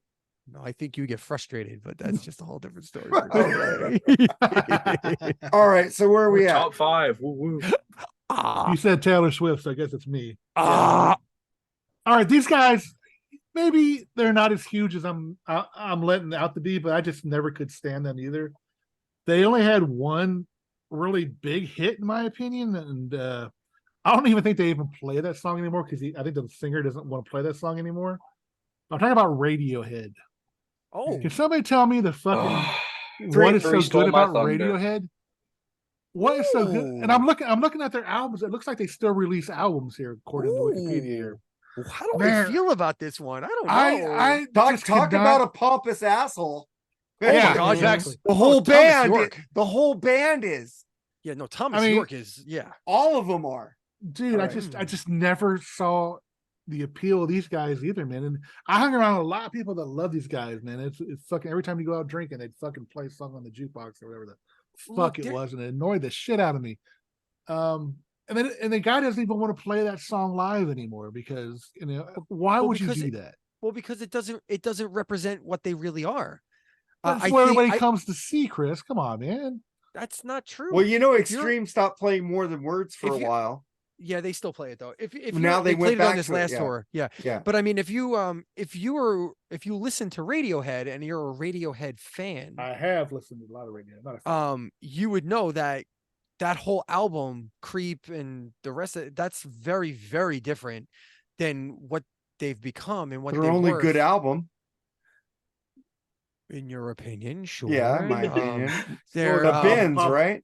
Pablo yeah, Honey or something like that. Is that what it's called? No, that was Well, no, I that think was the I Bins. think I like some of Pablo Oh. Honey too. I think But that's about they it. were very, I mean, they're a very progressive band. I mean, that's just what they are. They're modern progressive music. That's kind of what they became. Their indie rock, prog music is, and it's, you know, it's an acquired taste. I understand why someone would think they're overrated. I can buy that. I don't agree, but I could buy it. I understand. I mean, they're basically having, they're basically out of the news nowadays, at least from what I know. But Yeah. still, Oh, back they're then, having they a were, new album coming out. but back then they were like Sneaking up huge, on- and I'm like, I just don't get it, man. Never. I mean, they're still And I huge. think- If they and- put out an album and they went on tour, they would sell out When- arenas. when that the would Hollies happen. when the Hollies sues you for fucking stealing one of their songs, there's something weird about that. You heard that, you know that story about what the Hollies song that they sued What, was Creep? the air, the air that I breathe. Didn't the Hollies sue them for Creep because it sounded just like I it? honestly don't remember. I could look that up. I think something like that happened. But anyway, that's a good song actually by the Hollies. But I don't get them. I never did. So that's my number. Was it 6 or 5? 5. 5. We get your number 5. Chris. Radiohead are suing. Oh no. Radiohead sued Lana Del Rey for a song. They're passing the Okay, buck. hold on a second. Hold on a second. Turns out Radiohead's Creep was lifted from a 1972 song by the Hollies. Yep, there Yeah. you go. Yeah. Last week we found out that Radiohead was suing Lana Del Rey over allegedly plagiarizing their classic song Creep. Now it turns out that Creep itself might be a total ripoff of a song from the early 70s. Wow. So Radiohead fucked themselves by suing someone else for plagiarizing them. Isn't that what happened to the Verve? I think like they sued somebody and then they got sued for it or something. Yeah, that's fucking wacky. That's talk about your all-time fuck ups. Yeah. Wow. All right, my turn. Yep. Yep. All right. Speaking of bands that may be on the lower side of your conventional popularity, but it's a band that like they're like another jam band, but I never quite understood. I never got it. I just never got it. And that's Steely Dan. I don't Ooh. fucking get it. I don't get it. I never got it. I listen It's to the jazz rock. Yeah, I I don't love either. jazz. I love jazz. I love rock. I tried to listen to it. What the fuck? Like I love me some Steely Dan. like man. I try like I need you to understand that like I don't ever pass judgment on an artist fully until I listen to them 3 full times. And I don't mean like their whole catalog, but like I will pick an album and go, okay, I'm gonna listen to this. Live, Pretzel You know, Logic. So like, and Aja. I just listened like Aja was like Dirty Work fucking I don't get Sticks it. covered. Yeah, I don't get it. I didn't like that one either. I didn't like their song, their cover I of it. don't Like wanna do your So, dirty work. No, I just don't more. get That's it. a great song, man. I don't get it, man. No, I that just song's pretty bad actually. Oh, I just don't get it. I don't Drink I'm your with you. big So- black cow and get out of here, Jerry. I just never understood the Steely Dan thing. I know people You can know, tell I I'm know a fan. musician friends of mine have always been like, yeah, Steely Dan, like it's like a musician thing. And it's like, okay. All right. What no happened problem. is I got their greatest hits from Columbia House. I fucking got really stoned. This fucking shit rules, and I love Steely Dan now. Like they are fucking just cool to just mellow out to and just fucking kick it. Great instrumentations, great studio band. Donald Fagen, fucking Walter Becker put in there. That's a fucking great band, man. I'm sure they're great players, but I That's never my got the rebut music. to you on that. Never So, got the music, and I'm a Frank Zappa fan, so I'm about open to anything. I love Frank Zappa too, man. But I love some Steely Dan. What's your number 5, Joseph? I mean, I originally had it higher, but let's go ahead and get it out of the way now because Jerry said it. I've never gotten Radiohead. I don't get it. And as we've talked about before through this, I'm a huge prog guy. I love prog. And I'm kind of the same way. And it's one that I don't think, at least in this country, they've ever gotten big enough to really be viewed as overrated. But if I went over to England and I said that I don't get Marillion, I'd get thrown out of the country. Brilliant. Yeah, I don't like them either. I don't Like, like them either. If Boring. if I went over there and I said that, I'd get thrown out of the country. But over here, they never really were anything. They But had one hit. yeah, they Kaylee. had Kaylee. Yeah, Kaylee. But- Yeah. What a shitty song. Yep. Yeah. I I hated just, MTV showing that all the time. I mean, I was always told, and my college music professor swore by Radiohead, and he was into some weird shit. But other than that, like, I'm just like, okay, I'm a huge Genesis fan. I love Yes and King Crimson and ELP and all this stuff. And everyone's like, well, Radiohead is like them moving into the 21st century and this stuff. I'm like, I don't hear it. I Yeah, can't. I think it's because it's more like ambient and it's more like Yeah. party and it's less Yeah. proggy. Like it's, I don't Yeah. know. Like especially when I you just- get into I've- the OK Computer and the Kid A stuff. Yeah. I've just never. Rainbow. I just never got their music, and for some reason, I mean, I dude, just never understood why they got as popular as they did. Kid A was a #1 album in this country. Yeah. That's crazy. Yeah. Especially like that, I never could see that style of music getting Being a that #1 popular. album. Yeah. That's No, fucking not crazy. at all. Crazy. No. Yeah. No, I hear you, man. I'm with you. That's why, like, whenever I hear the Mars Volta like selling out Oh, yeah, stadiums same and shit, I'm thing. like, how the fuck? And I love Mars Yeah. Volta, but I don't get it. Like, I'm like, how? So, Yeah. Whatever. So I'm gonna agree with Jerry and Joseph. Radiohead. So we already Wow. talked about Radiohead. Fucking sweet. I just man. find that guy. People say Bono is pompous. This whole band is fucking pompous. So your next pick is Radiohead. So all three. of Yeah, you in a number row. 5. Damn. So it's Jerry's number 4. I'm the fucking outlier. This is a band kind of like they wanted the Ray of Motley Crue. Started on fire, ended up being total fucking shit. Look at these 3 great albums: On Through the Night, fucking High and Dry, fucking Pyromania, and then fucking Hysteria. Are you shitting me? You know what I'm Hysteria gonna rules, I'm bro. not gonna miss you Overrated. in a heartbeat. All right, no more. all right. And then we got Adrenalize. Holy shit, that was terrible. All right, little bit of a fall off. Slang. Yeah, that's dog shit. They That tried to album's be awesome. different there. I love that album now. X. I actually Oh, like the man. retroactive though. I liked retroactive, which is in between. The new one, Diamond Star Halo, is a fucking pile of shit. We're gonna do a review of that. Don't forget No. Songs from the Sparkle Lounge. That is, I didn't like that album. I don't. Hysteria is one of the most overrated albums in the rock history. Period. Don't even hold a candle to Pyromania or High and Dry. Oh, I hear you over Okay, there. I Don't give me agree with shit. that. I agree with that. I agree with I- that, but Again, they're Hysteria is another great, band. They're another band living off those albums. Actually, no. they're To be honest making with you, new they- music, no. dude. No, hold on. They are probably living more off Hysteria than the other. Oh, first God, three yes. albums. I get that. Dude, Well, of okay. course, Mark, but they Mark, still play Mark, new new songs live. Mark, yeah, but Mark, new music Yeah. aside, they're So living does- off Hysteria. So does Motley brother. Crue. Right, Motley Crue plays the Dirt live. right. The doesn't Dirt mean isn't it's- a good song. Neither is the new Def I Leppard. like the fucking new album. God Just damn. okay, Mark. Mark, just I think because a Harmonies, band- good again, guitar tones. It's Just fucking, because a band is still releasing new music does not mean that they're not living off their old well, music. every Yes. band does You that. have to take a shit every day. You do. It's just something in fact. No, you that's But might the not do. thing true. is, they Okay, first still of- play three or four new songs on the tour. Okay, They no, don't cut it out. listen, no. Again, I think it's all about your terminology, my guy. So living off of blank, blank, blank means like Def Leppard can only continue to do stuff because they can continue to tour and sell out arenas and stuff because of Hysteria, because all those people Yes. who continue to go want to hear Yes. Pyromania, Hysteria, like High and Journey's Dry, living off Escape. Adrenalize. Yes. Yes. Like Journey's living off of everything Escape. from Raised on Radio Yeah. and back. Yeah. Absolutely. Absolutely, without a doubt. But to be fair to Journey, they did have a gigantic hit since Raised on Radio. They had one. When you love a So- woman. Yes. So they did have another huge hit. And this brings about other things like other bands who have an established fan base, but so what's interesting about the bands that you bring up who are living off the past, like Def Leppard, for example, Def Leppard lives off hysteria because their new albums, even their current fans who go see them live don't buy that shit. Okay, some do, but the majority do not. However, Rush, Kiss, the Rolling Stones, any of these bands put out anything. Kiss can put out the biggest piece of shit, and I'm gonna buy it just because I'm a Kiss fan. I'm the Really? same way. And so Yeah. are 2 million other people, and that's why all their albums go double platinum every fucking time. That And that's Iron why they Maiden, can I'll buy afford to everything. tour every time. Yeah.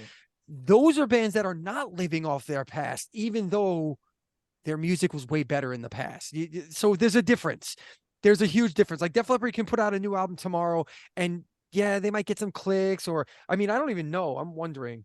Here, continue whatever you were saying, Jerry, because I want to look something No, up real I quick. just like I said, they've totally. And Joe Elliott even admitted, he said, "Look, our fan base is getting more female, which is nice to look at." At least he admitted the direction the band, I guess, was going for. Maybe, I don't know. I mean, take a look at songs like "When Love and Hate Collide." Holy shit, that's terrible. I love that Um, song. What's that other ballad they had? Have you ever really needed someone so bad? mean, Oh Have God, you ever dude. needed Two steps someone behind. bad? I like I Two mean, Steps yeah, Behind. That Rose. wasn't bad. But mean, like to be fooling. Make Foolin' love was like a classic. man. Oh, to be fair, God. Def Leppard still gets 7.3 million Sure. monthly listeners a month. Sure. Yeah. It's like you too. They do too. I'm just saying. It's just my You know when opinion they on that. they didn't have their stuff on streaming, and Mhm. Universal President goes, "Why don't we have it on streaming?" And they were making facsimiles of their hits so they could stream it. It says, "Well, we need to change this." So he made a deal with Def Leppard to pay them for the streaming. The first day they went worldwide streaming, Def Leppard was #1 in every country. Just yeah, I'm sure they were, but They were. Spotify was #1 in every that's country. Def Leppard. that sounds like a great number, 7.3 million. Just take a gander. Just take a guess at how much Taylor Swift gets per month. A lot, probably 21,000 million. 21 million. Anybody else want to guess?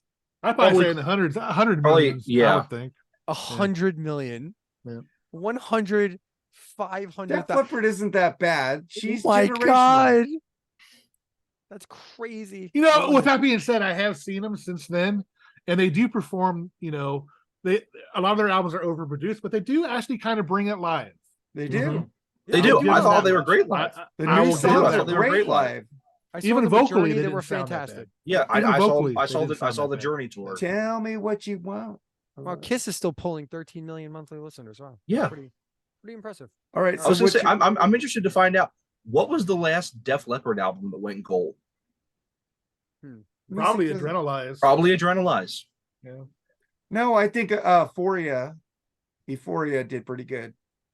I'll Well, that was tell you. 1999. I'll That tell was you like physical media death.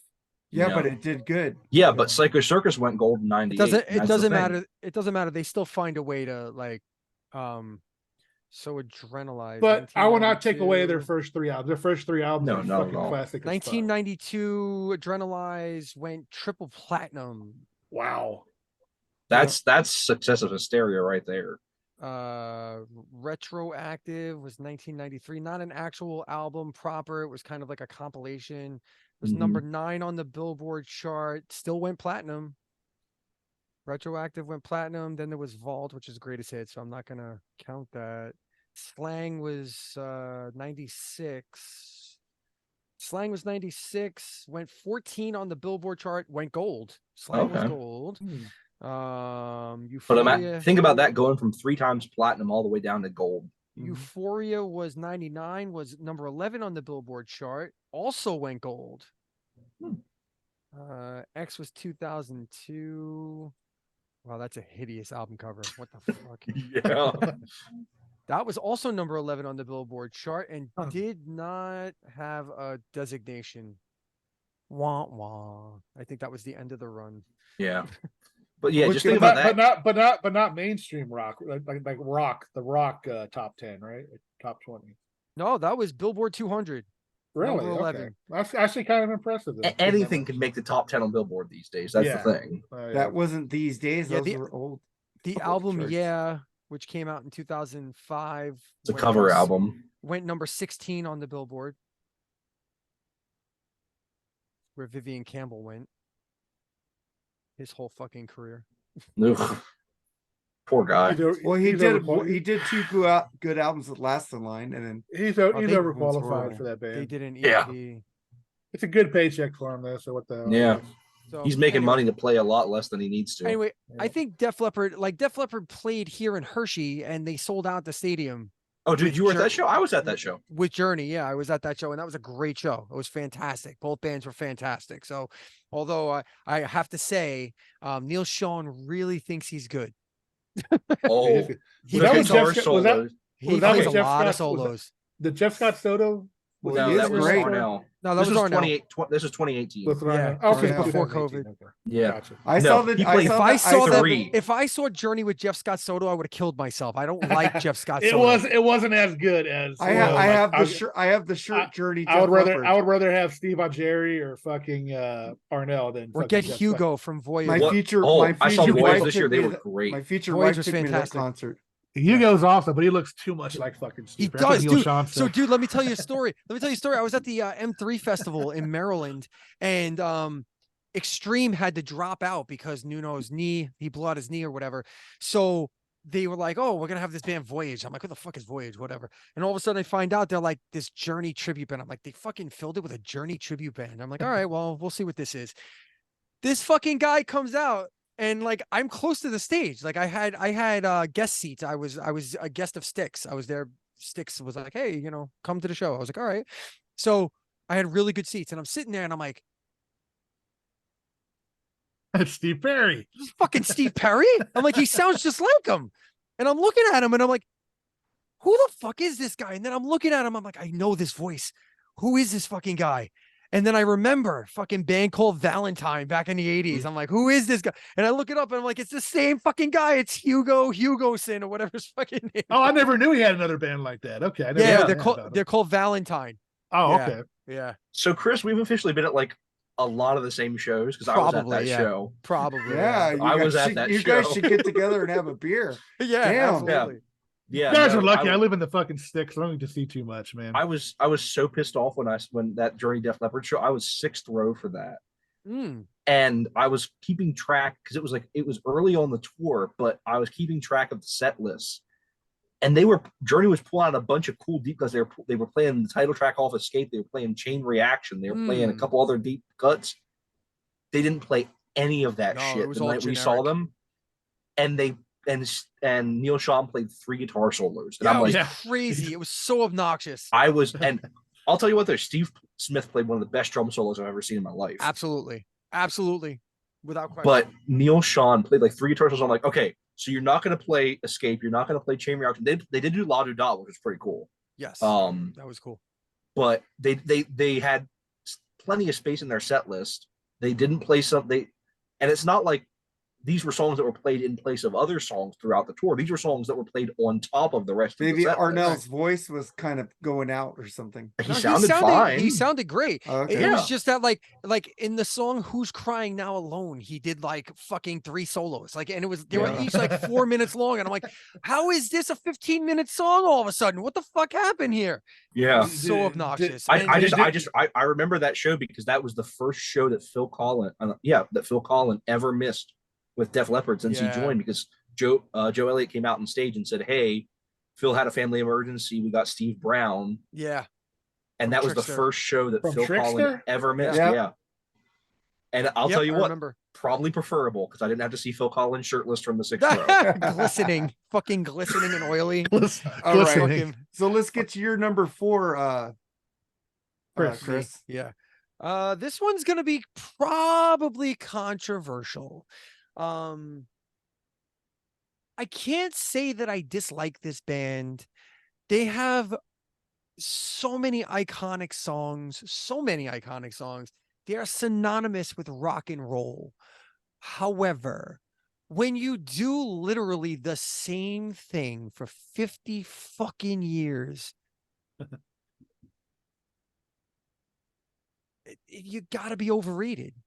I'm sorry. I cannot give AC/DC any credit Oh, for being like this pinnacle of rock music. I mean, I can't pan the band because Back in Black, the entire album, Let There Be Rock, Dirty Deeds, Big Balls. I mean, for those about to rock, even Money Talks and like Thunderstruck. But like Power my Age. God, but my God, ready? Bam,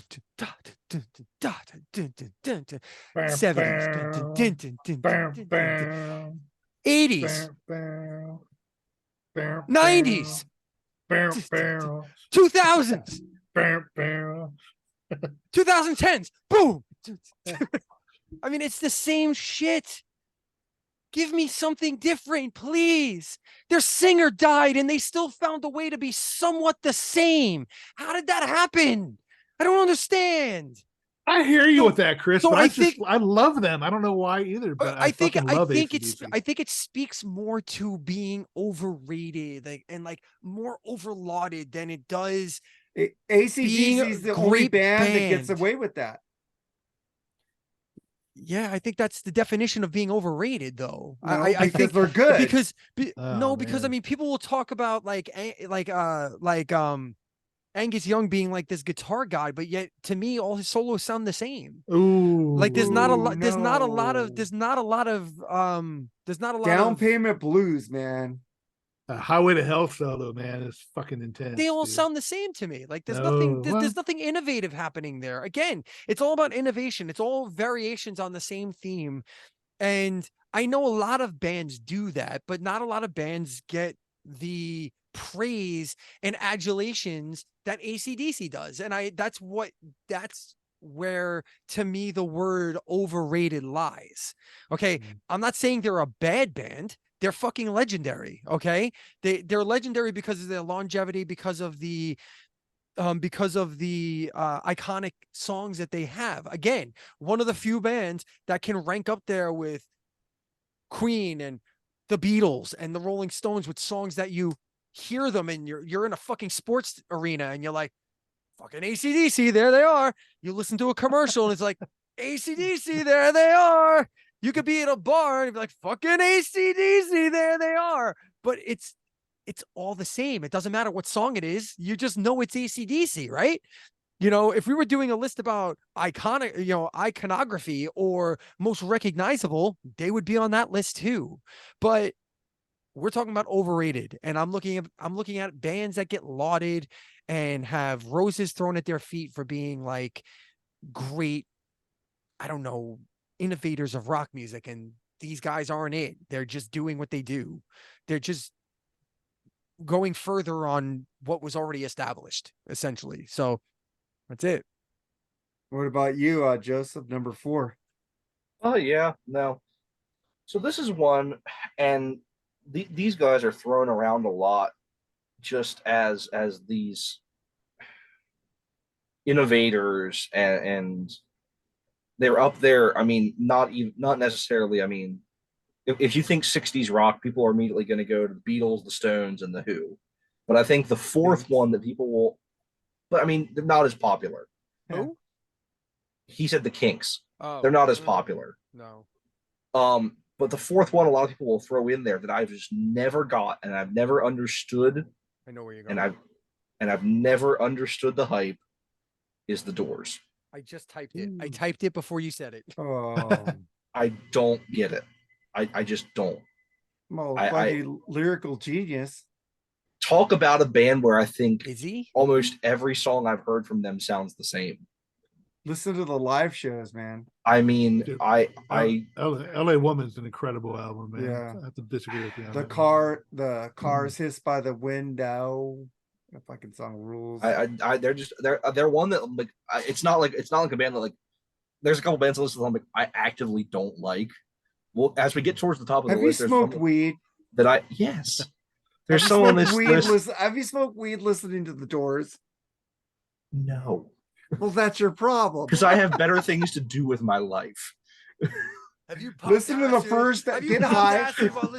Get high and listen to the first Doors album and talk to me in 10 minutes. There you go. Okay, but they're not a band that I like actively dislike. I've never gotten it. They're just one that I've never gotten. Like that's another one where like Jim Morrison was kind of made this icon and made this enigma of rock, and I've just never understood the He was a appeal. rebel, man. He was No, but different. actually, if everything I read about Jim Morrison is true, he wasn't very like a Bono type of person. Though he wasn't very full of himself. He was No, actually he kind of wasn't. down to earth. No, he He seemed like a very defended. He didn't want It's to do. Kurt Cobain. He didn't want to do interviews without his band, but they put his face on album just by himself. He didn't like that. Mhm. I mean, so Well, yeah, you look at every Doors greatest hits album, it's just a picture of Jim Morrison on the Yeah. cover. Yeah, he doesn't like that. Well, he's dead, Well, so he doesn't like anything. Morrison Hotel is a fucking classic album. I mean, I don't. Maggie McGill, she lives don't- on a hill. I don't love Jim Morrison as a singer. Oh, And I don't think he's as brilliant a lyricist as everybody makes him out to be. Oh, But I can't deny some of the musicianship that came out of that band. Like it was early proto prog music, and it's the Doors deserve a shit ton of credit for anything like the stuff that them and like Cream don't get the credit that they deserve Cream rules for- also, man. for being heavy influences on King Crimson and Yes and Rush and Genesis and all that shit. see that it's was another one crazy. that I almost put on this list was Clapton.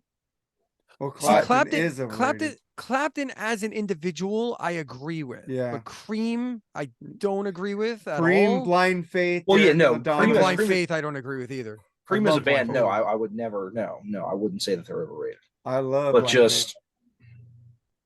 I don't yeah, think I Clapton just- deserves to be in the conversation as amongst the greatest guitarists of all time. I No, think I agree. gosh, He no. plays the same A minor scale in every fucking solo. So I hear you. Yeah. He does it. You know, Eddie But Van Slow Halen. Hand was a great album, but other than Ed- that, his Unplugged was pretty good. But other than that, I'm not a big Eddie fan Van of it. Halen said he got bored with Clapton after he left Cream. So Yeah, and he's There about you go. right. Blind Faith was Yeah. good, but that's about it. you So, didn't like Derek and the Dominoes with Dwayne Allman on Yeah. there? there was I one or love two good songs. Layla. I love Yeah, Layla, but that's about Layla's a it. great song, but yeah, and as long as anything in Wise Guys is Goodfellas is a great Mhm. fucking Oh, song. so, yeah. fucking great movie. But where are we at? It's you up to you, Mark. 4. That's me. Four. 4. Nickelback. I just don't understand it. They're probably a Forgot good about- band. I forgot about old Nickelback. Are they I don't- overrated? they don't know. Everyone hates them. Everybody Like, hates they them. don't even qualify. I don't think. They're highly underrated. But they actually, sell. They sell. Not anymore. I think Yeah, they they sell do. ironically at this point. Yeah. And to Yeah. be fair, to defend that band for a second, they Why? do good live shows and they have hits. I just say I like I one mean- album called the Sleaze Silver Metal Side Up? album. Oh, No, Dark Horse. oh, You know, That's you the look- one. That's the one everybody points to, and I'm because like, it's mm. like sleaze metal. It's like the shit I like. It's like you look better with something in your mouth. Come on, man. Of course they're gonna like shit like that. I like the sleaze, Faster Pussycat, LA Guns, shit, Guns N' well, I Roses, love Faster Aerosmith. Pussycat and LA Guns is okay, but All right, so I picked Nickelback number 4, number 3, Jerry. All right, number 3. This guy is just a walking fucking pile of feces. Never could stand him. And it's not because of his politics. His music just sucked in general. This guy totally fucking blows. I'm talking about Kid Rock. oh, fucking hate that guy. What a That douche. fucking guy Yeah. is at the worst fucking music. You have to just look at the guy. It looks like Can a I pause you fucking- for 1 second? Scribble. I don't agree with Oh, this opinion. me and him got in the debates about Kid Rock. The dude fucking Kid sucks, Rock dude. is I mean, awful. I like Kid I- Rock. I'm sorry. atrocious. that, Atrocious. and it's not because of his politics. Hey, He's not I'm even with a Bushy. musician. I'm Like, on what does he Bushy do? with Kid Rock. What the fuck? I am fucked. Well, Bush is ahead. gonna like him because he's hard right and likes anything hard right. Well, I so- like it because it's fun shit. I don't like But his it's- country shit. but it's fucking terrible. I like his Picture with first, Cheryl Crow. What are you doing with that guy? the Fucking writing first a 6 song with him? albums. I like by Kid Rock. I like Cocky. I like those albums. But how you fucking ba with a ba? What a fucking annoying Oh piece yeah, of that shit song, that is. Bitch Wabba, man. That's a great That song, and man. fucking I'm a cowboy, babe. That's It's a great fucking song, shit, man. dude. So It's- bad. It's dated in the time, I So guess. The time period. It's bad. just awful. Never Scribble, understood take him. me away. I mean, when this dude started out as a rapper, didn't he have like a fucking Kid and Play hairstyle at one time? Mhm. When he started, I just don't get this dude at all. And it's definitely it's not because of his politics, which his politics suck ass, but Yeah, that's my. It's not because of that, but he just sucks ass. Well, I mean, he Motherfucker. gets offended by a fucking. Hmm. He's an bullcrap awful of Bud Light. human being that writes Anyway, awful music. Yeah. Anyway, that's my number 3, and I was debating on putting him above this other band, but this other band sucks a little worse. So Number 3, Chris. My number 3 is kind of, it goes back to one of the things that Joseph was saying earlier about like a band that you really love, but a great portion of their career is kind of shit. And the fact that this band kind of launched an entire new genre or a new subgenre of metal in such an epic fashion with one of the most iconic albums ever. And then their first 3 albums are just kind of untouchable. Everything since then, since the mid 90s, has been like garbage, and that would be Korn. I don't understand why they can't put out one decent album since Follow the Leader, which was their 3rd album. They've only put out one halfway decent album since then. You don't like Issues? Actually, am I mistaken? Maybe it's Issues is the album. 4th. Yeah, I'm sorry. Since the 4th album, you're right. Issues was the one with Falling Away From Me, right? Yes. Don't scare my soul like that. Sorry, dude. Sorry. Yeah, no. I don't like any Korn, so enjoy. Well, that's because you don't like good things. I like a lot of great things. You like Steely Dan, so it's. I like Sabbath also. You like who? Sabbath. I don't know how, but it's Black Sabbath. You're sus. I love Rush. Rush is my favorite band. So. That's doubly sus. All right. Anyway, but yeah, everything since. I'm joking with you, brother. Everybody's got their own. Everybody's got their own like taste palettes, right? You like Extreme also, so there you go. I do love Extreme. Yes, there I you do. go. Thank you.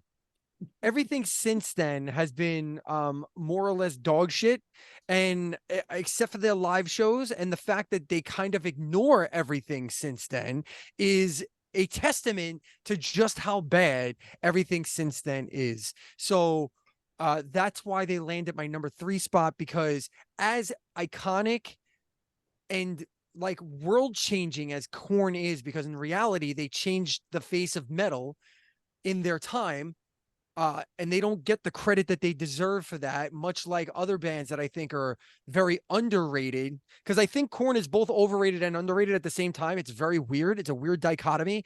Another band that I think is just vastly underrated in the same way that Korn is would be Linkin Park. And that's because these are 2 bands that completely changed the face of music, but nobody wants to admit. I love the first 3 Linkin Park albums. Didn't they become all Christians or something like that? Korn. No, only one guitar, just one guy. just Ted. He left and then he came back. He was like, I missed the heron. I'm back. No, no, he came back. He's still a Christian and he's all good. He's clean. But, all right. But yeah, he came back, and that's when they started playing the old shit again. Like they just came. So that's what happened. So, but he had actually a decent band called Love and Death, which was kind of Christian based, but the music wasn't terrible. Anyway, with that being said, Korn's catalog sucks. But listen to the first 4 albums because they're fucking iconic and amazing, and then just forget the rest exist and go see them live anyway because they still kill. So there you go. They had that many albums? I didn't even know that. Dude, they've had like 14 out. Like 1, 14. 2, 3, 4, I think Requiem 5, was like the 14th, 7. I think. The only song I remember by them is Freak on a Leash, and I hated that 12, fucking 13. song. Yeah. 14. Yeah, they have 14 albums. Yeah. Wow. Yeah, it's Yeah. crazy. They're still putting out new music every couple of years. 14 albums and 10 of them suck. I could say I like the new drummer because that new drummer, when he's with KXM, rules. Who? Ray? Oh, Yeah. Luthie, yeah. Ray Luthie and is fucking- Army of Anyone. Oh, he's awesome. And when I heard him in Army of Anyone, I go, where was he? And he go, oh, DRL band. That's cool. Korn. Let me listen to Korn. Oh God, this sucks. So I like him in other bands. I mean, great drummer. Dan Silveria was fantastic too, but yeah, Ray Luzier brings a whole new dimension. It's a shame that the music they're writing sucks. That's not his fault. But he plays everything else tremendously live. Mm-hmm. So Joseph, what's your number 3? Just to touch on the Korn topic, I love the first 5. I think Untouchables is a great album.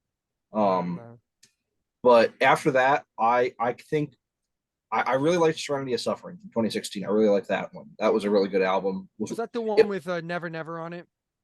Possibly. Yeah, I like that song. It's like the first one after Head really came back, because he came back right before Paradigm Shift, and the album was still like all the dubstep crap they were doing before he came back. But Suffering. it was the one that they did the duet with Corey Oh, Taylor Rotting in on. Vain. Yeah, Yeah. that's a good song. I like that song. The album wasn't terrible. Yeah. But still uneven and Yeah. nothing compared to their Nothing. No. Compared to the classic stuff, not at all. But not even yeah, close. no, I can agree with you on that. I wouldn't say that they're overrated, but yeah, no, I can agree that It's a their fine line. discographies. It is. Their discography has not held up the best after the classic stuff. No. But okay, so here we are, a band that I kind of hinted at a little bit earlier. This band was good for one thing, and that one thing was giving us Journey. Other than that, I do not understand the appeal of Santana whatsoever. I don't get Santana. I don't understand Carlos Santana being viewed as this all-time great guitar player. I'm just, that's not my style of music. I'm not a fan of that type of music. But I mean, he's had a ton of great musicians in his band over the years. I mean, like I said, the entire basis of Journey came from that band. But I've never gotten Santana, and I hear him praised, and I mean, he's still selling out huge shows. And No, I agree with you. I mean, I like the song "Winning." I think that's a good song. But, yeah, that's a good song. That's a good. Other than that, I agree with you. I think Yeah. it's very overrated. Well, and also if it weren't for that song with Rob Thomas, he wouldn't be doing anything today. I love Rob Thomas better than Santana. I like his band. If it weren't for him putting out Smooth in the late '90s, Santana wouldn't be anything today. Rob Thomas is a great songwriter. Okay. You don't like Rob? You like Rob I Thomas? love Matchbox 20. You know that. Yeah. I don't like his solo stuff. I think his solo. Oh, I stuff like his sucks. solo Yeah. stuff. Her No, Diamonds. I'm with Jerry. I like a lot of Matchbox 20, but I'm not. I do. I haven't heard the new last one. Is it good, Jerry? It's all right. It's not bad. Not It bad? sounds pretty much like their first album. They got away from the really clean production. I think Yeah. maybe their budget wasn't as big enough as their last few albums, but yeah, I like it. It's got a cool. All right. So cool then I tone. get to my number 3. Yep. Yeah. All right, man. Fuck. I wish Chris was here. Slayer. If you know, I me, knew it was coming. My sister Amy loves Slayer, man. I think that's one of her favorite bands. there's no fucking groove in that band, man. She likes Slayer. She loves Iron Maiden, Quiet Riot. Yeah, I'm just gonna go with Slayer, man. That's my number 3. I know what your number one band is going to be, So do I. and I'm going to hate you for it when you say it. Okay, then Hey, Chris, my number 3 was He Slayer. doesn't have He doesn't have his headphones headphones on. on. He's getting some. Go root get beer. him, Chris. Go get him. Mark What'd I picked miss? Slayer. I picked Slayer number 3. You motherfucker. Fuck you. You fucking cunt. That was my number 1. Now I gotta fucking change. Now I gotta change it. Fucking the most overrated band in the fucking history of all music. You two are wrong. Not just metal, all music, all of it. Exodus, Death Angel, Voivod, put any one of those fucking bands over Slayer in the big 4. Any one of them. Never. Testament. Never. Fuck Slayer. Fuck that band. That band, they're another one. They should be like home beating their fucking wives. Fuck those guys. Their fucking band sucks. Jesus. Oh, they're awful, man. I've been forced to see them live 6 times while I was waiting for way better Forced? bands. Forced? I would call that a pleasure, man. Dude, they're fucking awful. Especially, oh my God, especially after fucking Hanneman died. And then when fucking, when Lombardo left, they were awful. They were sloppy with Lombardo. I agree with you on that. And then he left and they sounded like a muddled mess. They're fucking awful. And not only does the music suck to begin with, but to be bad live, how are you going to be a thrash band and be bad live? How are you going to be not tight? That's fucking horrendous. Probably That is why they retired. embarrassing. They're That's the em- only one of the big 4 that retired. So With there you go. dignity. Thankful dignity. Dude, Yeah. no. The only way you retire with dignity is to fucking quit before you start. That band was they're Motley. They're the Motley Crew of thrash. They were at the Don't right be place, the insulted. right time. No. Dude, they were the right place, right time, and they said the right fucking things because they said horrible, ugly things. That's the only reason why they became popular. It wasn't because of their fucking music, because Metallica and Anthrax and Megadeth bury that band. Bury them without Never. question. Anthrax, come on, man. Listen here, Exodus too. motherfucker. I got a Flotsam and fucking Jetsam are stink bug better. on my fucking camera right now. I'm gonna kill this motherfucker because I he hate those knows Slayer fucking sucks things. too. Those fucking things suck. Fuck Stink bugs, Slayer. I fucking Fuck hate that 'em. band. And fuck you, Mark, for picking my band. Cock. Oh man. I So knew we- you'd have a good time with that one. We get to your number 2, Jerry. Fuck Oh Slayer. God, Got me these all pissed guys off before I had these to. guys talk about bands that piss you off. I never saw overhyped, overappreciated bunch of fucking bile or the Red Hot fucking Chili Peppers. Oh, Dude, they fucking blow massive chunks. It's sad when their best album, One Hot Minute, because it's got Dave Navarro in it, is their best album in my opinion. what? But overrated as fuck. Everybody Freaky says Fleas is Styly, Blood Sugar fantastic Sex bass player. Magic. He sounds like he's fucking giving birth when he plays the bass. He's terrible. I don't give it. I guess you don't want to bust a move. I'll say that about the guy from Primus too. He annoys the fuck out of me when he plays his bass. Get the fuck. Shut your Oh. goddamn mouth. What? First he defends Slayer, and then he says Les Claypool's a bed. Dude, what are you fucking high? Come on, Blood Sugar Sex Magic is the most No, overrated. I'm not talking about no. fucking album. Stop! Don't walk it back now, bitch. I ain't You walking stand it your back. I already ground, know what motherfucker. about. I'll You stand called my Les ground regular. Claypool out. You called Les A Claypool out. fucking annoying fucking. All he does is fucking slap his bass. Moves his fingers down. Really? How much Really? Primus have you actually listened to? A lot of them. Really? Listen to that motherfucker a lot because I had to Really? because I was dating a girl that loved Primus. The fucking Oh, guitar I see player. the real problem. The now. guitar I player. see. I Hey, see the real Jerry. problem. Jerry Jerry. got his heart broken, so now he takes it out on Les Claypool. So Oh. Jerry, you're I- mad they called you out that you were a race car driver? No, I broke her. Well, that motherfucker. I hate that. That's another fucking reason. I hate Jerry that was a fucking race band car right there. driver. That's why you hate them. People were making But- fun of you. The fucking Winona's got herself a big brown beaver. I mean, what the fuck? What the fuck kind of shit? And then we're not talking about. We're not talking about that fucking massive. Primus is fucking- Primus is one of the best. We're not bands of the talking. 90s. No, we're not talking about that fucking big pile You of can shit. suck We're talking all the about. dicks. We're talking about Red Hot Chili Peppers, which is the bigger pile of shit. I'll give you that. Primus is better than Red Hot Chili Peppers, but that's like comparing cat shit to dog shit. But yeah, overrated as fuck. I wish Al was here because he does the best Anthony Kiedis impersonation off of Point Break. I can't remember how it goes. How does it go, Mark? How does I do it? And that would be Where your he big gets hit, he mistake. goes, That's a big mistake. That'd be your biggest mistake, or something like that. He said. I don't know. But he Just a gets total- like this when he gets shot. I in the don't foot. ever want to be. I mean, you got Will, fucking you got ding fucking dong Will Ferrell. ding. You got Will Ferrell on the drums. John Great drummer. Frusciante, he's all right as a guitar player. Some of the shit kind of annoys me. I just didn't like their visuals, their audios, everything about him. Total fucking suck ass, in my opinion. You didn't like But the anyway- socks on the dicks? That was cool. But give me fucking Dave Navarro, One Hot Minute, Red Hot Chili Peppers. Oh any day. God, that has the worst Chili Pepper. And that's why a song on lot there. of people who like the Chili Peppers hate that album because of that. But No, I I like like Dave that Navarro. album, but I but I do think not. that's- I don't like fucking Jane's Addiction either. But that's another Oh, fucking. I love story. Jane's Addiction. But anyway, that's my number 2. Actually, I'll put Primus and Red Hot Chili Peppers on the same fucking number 2 there. Oh Suckfest. shit! Fuck right off. What's your Seriously, with that What's your shit. number 2, Chris? Fucking, oh, fucking Slayer. And maybe Oh, my God. 70s Yes too. Maybe put that on there. What? Now you're I'm just, just kidding. I Shut was your gonna say, goddamn now you're mouth. just making shit up. I was now. just gonna slap you on that Next one. he's gonna say Rush, and I'm gonna leave. No. He's not a huge I won't. Rush fan. I won't say anything. But go ahead. Go ahead. So I had to revise my list. I had to put my number 2 at number 1 because number 2 was pretty juicy too. So I think it's gonna be shocking. But for number 2, I had to go into the recesses of my mind and kind of piggybacking off of what Joseph had said about the Doors and his 60s take, just not getting it.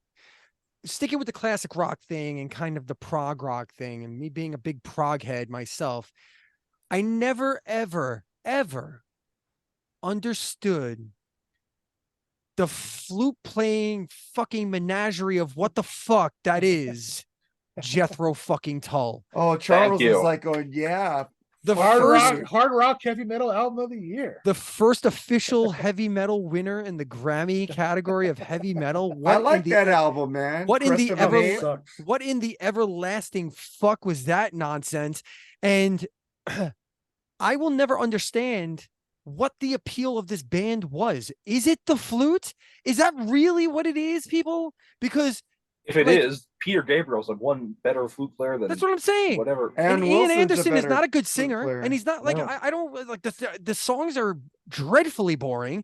I just I don't You I don't don't like get it. If Aqualung? no, I don't. And Oh. no, I don't. I don't like sitting on a park bench. I don't like talking to an old man. I don't like flute playing in my fucking music really that often. And if I do, it better be sparingly. Like what the fuck? Like What about Heart Keep My Love Alive? Great song. Yeah, sparingly. Like Okay. if Hart did that in every fucking song, then I'd have a problem. But they don't. So I don't give a fuck. Oh, I just thought of another one I could have done. Oh well. I'm okay with my Jethro Tull. Okay, That's a good- That's a I'd good- be that's interested. a good I'd be pick. interested to hear what your other one would be then. But All right, my code number 2 huh. is one of the most Mark's pissed now. No, I'm not. Go ahead. I'm sorry, I'm more interesting than you. I don't know what to tell you. No, I'm just Mike- going. It's getting late for you guys. That's all I'm saying. Do I care? Joe, do you care? I don't care. No. Fucking, Okay, I don't then I'm fucking care. okay. Jerry, you? I don't give a shit. I'm He's in the- midnight here. I don't He's care. in the fucking. Oh, you're. I'll say yeah. it's almost 1 a.m. here. Yeah, it's almost 1 a.m. Don't be a bitch. Shit, shut up. It's 9 Well, a.m. then It's I was 9 thinking p.m. near about you. you guys. Go No, for don't it. fucking worry about me. Shit. I'll tell you when to worry about me, all right? Okay. One of the most popular female fronted metal bands of this day. I don't quite understand. I understand from the standpoint of she's hot. And Oh my god, I know to, what you're gonna say. we Don't all say like it. to look at her. But and their first 1 or 2 albums might have been okay. But what the fuck happened in this moment? And why does everybody still love them? Why is this a thing? Who? You really don't know who In This Moment is? No, I don't. Oh, okay. I thought you were going the arch enemy way, and I was like, oh, wait a second. Oh Don't no, even go fuck there. Arch Enemy. No, They're not ah. popular enough. And Alyssa White Glitz can eat my asshole if she wanted to. That'd be Hey, great. I let her. I love that band. Yeah, she's a bitch. But it's a whole different story for a different day. No, Like I don't know in this moment. having personal intimate contact with her, not intimate in a no, like intimate as in I've actually spoken with her in person. She's at length. She's anyway, In This Moment is very, very overrated, and so is Hailstorm for that matter. So let's just Oh, I like Hailstorm. No. all right. Now I'm just throwing shit at the wall because motherfucker over there took my number 1. What a cuck. He's such a cuck. I'm a cuck. I let it happen. I just sat here and watched like a bitch. Well, no, actually, you stood up and walked out of the room while he I said know, it. and I came back and somebody fucked my wife. Yes, that's exactly what happened. God damn it. All right, moving on. Okay, so my number 2, and if there is any immediate way to be recognized as overrated, it is when someone uses the word genius to describe you. And now there are quite a few people throughout the history of music where I think genius is an applicable term. Brian Wilson is not one of them. Wow. Eddie I think Conestracci's the not Beach going to like you Boys anymore. Are one of the most absolutely overrated bands in the history of music. This is an interesting one. You don't I- want to go to Kokomo? They spent That song sucks. That's awful. They spent 5 years putting out 15 albums of the most bland surf rock ever invented. And yeah, they had some hits, but then all of a sudden they changed their sound up in like 67 and they put out Pet Sounds, and all of a sudden Brian Wilson is this almighty genius of music He inspired the Beatles. that just well, then why was he spending the last 15 albums writing surf rock? So I don't get it. That was I don't. I hear you. If I never heard a song by the Beach Boys again, I'd be all right. was Good To me, the- Vibrations on to me, Pet to me, Pet to me, Sounds? to me, the Beach Yes. Boys are where I'm at. It's a If I'm great at the fucking beach, song. if I'm at the beach or something, the Beach Boys are kind of cool to listen to. Yeah. But as far as at home listening to the Beach Boys, fuck no, man. It would The boring as Good hell. Vibrations is the Beatles. Like Jimmy A Buffett, Day like in the Jimmy Life. Buffett, like Jimmy Buffett, another one. Cool at the Yeah. beach, but terrible fucking No, but music. Good Vibrations is like the Beatles' A Day in a Life for the Beach Boys. Oh, well, That's a whatever. fucking Yeah. the harmonies on that song. God That's- dang. The thing that's interesting about that is I find it weird that you went after Brian Wilson though, because like he's normally not the person that people go after. Mike Oh no, Love. Mike Love is a It's douchebag. Mike Love who But people everyone, are like I the mean, overrated piece of shit because he's like the well, lead yes, singer and like yeah, no, you he know, is an absolute piece of garbage as a human being, and is overrated as well. But I think just the band itself, and then just everyone, like anytime that someone uses the word genius to describe somebody, I'm immediately suspect. And That's more fair. often than not, the term is applicable. Lennon and McCartney, Sure. Frank Zappa. Sure. I mean, there's a lot of people they've used the Neil word musical. Peart. Neil Peart. Neil Neil Peart. Peart. Tears. Yeah. People Peart. who've used the word musical genius to describe these people, and I completely agree. But anytime that term is used, it immediately draws me close. Like I immediately whip out the big magnifying glass to poke holes in that. And there is no artist, in my opinion, that it's easier to poke holes in the idea that he's a musical genius than Brian Wilson. Like whenever somebody presents themselves to me and tells me a nickname and I go, Yes. where'd you get that nickname? Did you give it Yes. to yourself? Yes. Then I'm not calling you that. It's because he made that film with the Blues Brothers trying to get him out of bed. No, I mean, I think this is a super interesting one. Remember Like, that I, one? I find this to be the most fascinating one out of this entire list that everybody's put out there because on one end, I don't agree with you. I think the Beach Boys are very incredibly innovative, even the surf rock, Yes. even the surf rock before They Pet didn't Sounds sound like because Jan and Dean. because nobody did that and they Jan and did do it Dean. differently and the harmonies were so Jan dynamic. and Dean stole from the Beach Boys. But dude. then they did Pet Sounds and it did inspire the Beatles and it did, so but then on the flip side, I'm like, God, but everything since then is dog shit. But that's mostly Mike Love. Brian Wilson Yeah. did leave, and People yeah, love Brian Wilson solo I can, albums. I mean, I can buy it. I can buy this one. Like I can totally buy this one completely, 100%. Like I can find merit in this one. So that's why, yeah, that's an interesting one. That's really good. All right, so then I get to my number 2. Yeah. The Sex Pistols, man. I've never understood that band. I can buy it. One hit wonder, gets in the Hall of Fame before Rush. Or even Guns N' Roses, Charles. We know that place is a joke anyways. But still, Sex Pistols? Nah, Ramones were better and they got in way later. So Jerry, what's your number 1? Absolute worst band ever in creation. You mentioned Hold the on. word I'm sorry. I hate to interrupt. Can I just say one thing though? Okay. I think it's important, an important distinction though, that having the Sex Pistols get into the Rock and Roll Hall of Fame before Rush or even Guns N' Roses is not, that's not surprising. Like again, the Sex Pistols are a band that Deep changed Purple? the face of music. Okay, again, the Sex Pistols is a band that changed the face of music. Like they changed music. Like Rush did amazing stuff. Deep Purple did amazing stuff. Guns N' Roses did amazing things. All great and deserving of being in the Rock and Roll Hall of Fame. But the Sex Pistols not only like they changed the face of music. And I agree with you. I will never listen to the Sex Pistols on purpose. Like if a song comes on, I'll be like, yeah, fucking A, fucking great song. But like you'll never catch me spinning the Sex Pistols on my own like dime or on my own accord. But goddamn, that band deserves the credit that they get. I mean, for one album though. For one album, yes, because they changed the face of music. Like they changed everything. They changed the whole game more than Nirvana. Because that was the Ramones, man. They were inspired by the Ramones. The Ramones never got the credit. But the Ramones never blew up in the way that the Sex Pistols did. Exactly. Because they were nasty. That's why. It doesn't matter. It doesn't matter what it doesn't matter what the reasons were. Rebellion. Exactly. That's what punk was. And it doesn't matter what the reasons were. It's just the fact that it happened. It's a lot of times, like it's the same thing in sports. We're all sports fans in here. We were talking about it earlier. Like how many times have you seen like a coach, like work with a team and work with a team and work with a team? The Chicago Bulls. You know, Doug Collins was the coach of the Chicago Bulls at the beginning of Jordan's career, couldn't get over the hump. Phil Jackson shows up, all of a sudden they're winning fucking 6 championships and he's like the best coach ever, but Doug Collins cultivated that team. He's the one that put that team together. Same thing with the New York Yankees. Buck Showalter put that fucking team together, couldn't get over the hump. Joe Torre comes in, they win 4 fucking World Series. But the and all of a thing sudden it's is, like, Phil George Torre- Jackson went and did it with the Lakers 5 more times.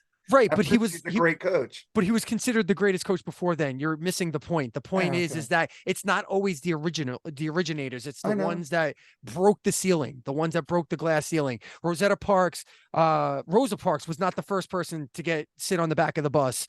That was completely staged. There was another woman whose name eludes me who did it 6 months earlier. But we don't talk about her in schools. We talk about Rosa Parks. That's the point. So it doesn't surprise me in the least that Sex Pistols got in long before Rush and Guns N' Roses or whatever, even though I would put Rush in Even before Kiss, any of these fucking they got bands. in before Kiss. Yeah. So did Rush. Kiss changed the way of rock and roll in the 70s. I admit Absolutely, they did. Yeah. They were Absolutely, they did. innovators. They should have been in there before the Sex Pistols. Agreed. Well, not No. before the Sex Pistols, but they should have been in there before Rush, I agree on that one. and they didn't get in before Rush. Yeah. They got in after Rush. Anyway, sorry, Jerry, I interrupted you. No, I you're good. apologize. You're all good, brother. What's All your good. number 1, Jerry? I mean, you talk about people being labeled genius. These guys are fucking terrible. They've always been terrible. They had one decent song in the mid 80s, which it's called, what's it fucking called? Touch of Grey. Ooh, Talk yeah. about the Grateful fucking Dead. Oh, I forgot about that band. Did you talk The about one worst- decent song? Worst fucking band in history. Talk about overrated piles of shit. Not one good song. I mean, I listen to all kinds of I like music. Casey Jones. Fuck that song, dude. That's the High in Cocaine or whatever. Yeah, I song. like that song. That fucking song sucks. Terrapin Station. I mean, yeah, they had a good tour following, whatever, this and that. Who the fuck cares? Just awful music, overrated fucking music writing, in my opinion. Mediocre musicianship. Bob Weir's a decent guitar player. I wouldn't call him a fucking innovator or a genius. Jerry Garcia. What the hell was so special about Jerry Garcia? I'd smoke a joint with him probably, but other than that, I wouldn't listen to his fucking music. Just a terrible band, in my opinion. I never saw the accolades that band deserves. Called That's my Acid. number 1. Yeah, Once their fans I got would- off Acid, give me- they go, what is this give me shit? Jefferson Airplane or any band like that. Jefferson over Airplane had a anything. lot of shit music also. They Oh, were really? better. I like They it. were better when it became Jefferson Starship with Mickey Thomas. I agree with you on that, but still, Yeah. Grateful Dead. were just- Octopus was kind of boring. don't the Grateful Jeez. Dead that surviving members still tour something with Yeah, them? Yeah, no, Nothing- They Well, just company. finished. They That's just just- finished. The Man, Dead and fuck, Company. They just retired. Yeah, they just retired. They should have retired before They did it with started. John Mayer, Horrible. which was actually I quasi think he's a interesting. great guitar player, Yeah. John Mayer. But There's yeah, a that's my date- number 1. Absolute horrible shit. What's your number Grateful 1, Dead. Chris? So being a legend that he is, and being the lead vocalist for the definitive grandfathers of heavy metal, somehow Ozzy Osbourne is the most overrated shit singer in the Oh, fucking history of rock and metal music. I, for the life of me, has never seen the only other artist that I can think of that has leaned on his musicians more than Ozzy Osbourne would be David Lee Roth. And he would have been number 1 on this fucking list if he had the successful career and the legendary status that Ozzy Osbourne has. If Ozzy Osbourne didn't have the following names in his toe: Tony Iommi, Gus G, Jakey Lee, Randy Rhoads, fucking Zach Wilde, Bob you name it. Daisley. Bob Yeah. Daisley. you name it. If he didn't have these people behind him writing him brilliant song after fucking brilliant song, and producers making him sound good because he's a Vince Neil level shit live singer, like Ozzy Osbourne is just, I don't know. Again, right place, right time, wrote the right lyrics. He's an You're talking okay about he's an you're talking okay about- lyricist. I'll give him that. You're But talking about solo artists, right? Not Black Sabbath, right? Yeah, I'm talking about him as a singer because Okay. like Oh, okay. because like I love the Ooh. Sabbath music with him, but Heaven and Hell buries every other Sabbath album before it. Ooh, it's a great So album though. buries every other album before. I mean, other than maybe the first two, but even then I'll choose Heaven and Hell over Black Sabbath and Paranoid. So I can't buy into the Ozzy thing. I've tried my whole life. I like a lot of his songs, but again, the more I listen to him and the more I listen to especially his solo stuff, and I go, what do I really like about this song? Is it Ozzy? Or is it the brilliant blistering guitar work of Jakey Lee on Bark at the Moon? Or is it the insane guitar tones and the shit that Zach Wild did on No More Tears? Or was it the shit that Randy Rhoads did with Flying High Again and everything on Blizzard of Oz? Like or everything in Sabbath? Was it the the Devil's Tone and the fucking Iommi stuff? Like, what am I missing here? What am I missing about Ozzy that everybody thinks is so amazing? His personality, that's great. Doesn't change the fact that he's an overrated musician, singer, period. All right, Joseph, what's your number one? Well, I mean, this was the only one that was really immediate for me as soon as I heard the word overrated band. And I mean, I know we all established Mark's feelings on this. It's fucking you too. It is. It just is. It just is. They are beyond overrated.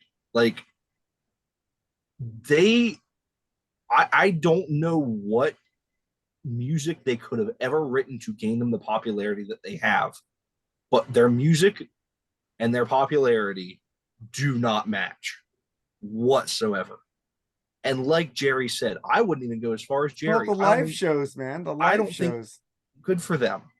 I don't even think I think you two sucked after Under a Blood Red Sky. I hate the Joshua Tree. If I never hear Where the Streets Have No Name ever again in my life, I will be happy. If I never hear any of those god The awful Blue Joshua Sky Tree songs, rules, man. if I never hear any of those godforsaken Joshua Tree songs ever again, I will be happy. Those first couple albums are great. Under a Blood Red Sky is great. What happened after that? They got too full of themselves and they settled. And that's the rest of their career. And they have millions and millions of adoring, They and they changed have directions many millions and times. millions of adoring fans to help them deal with it. But the thing is, they changed directions several times.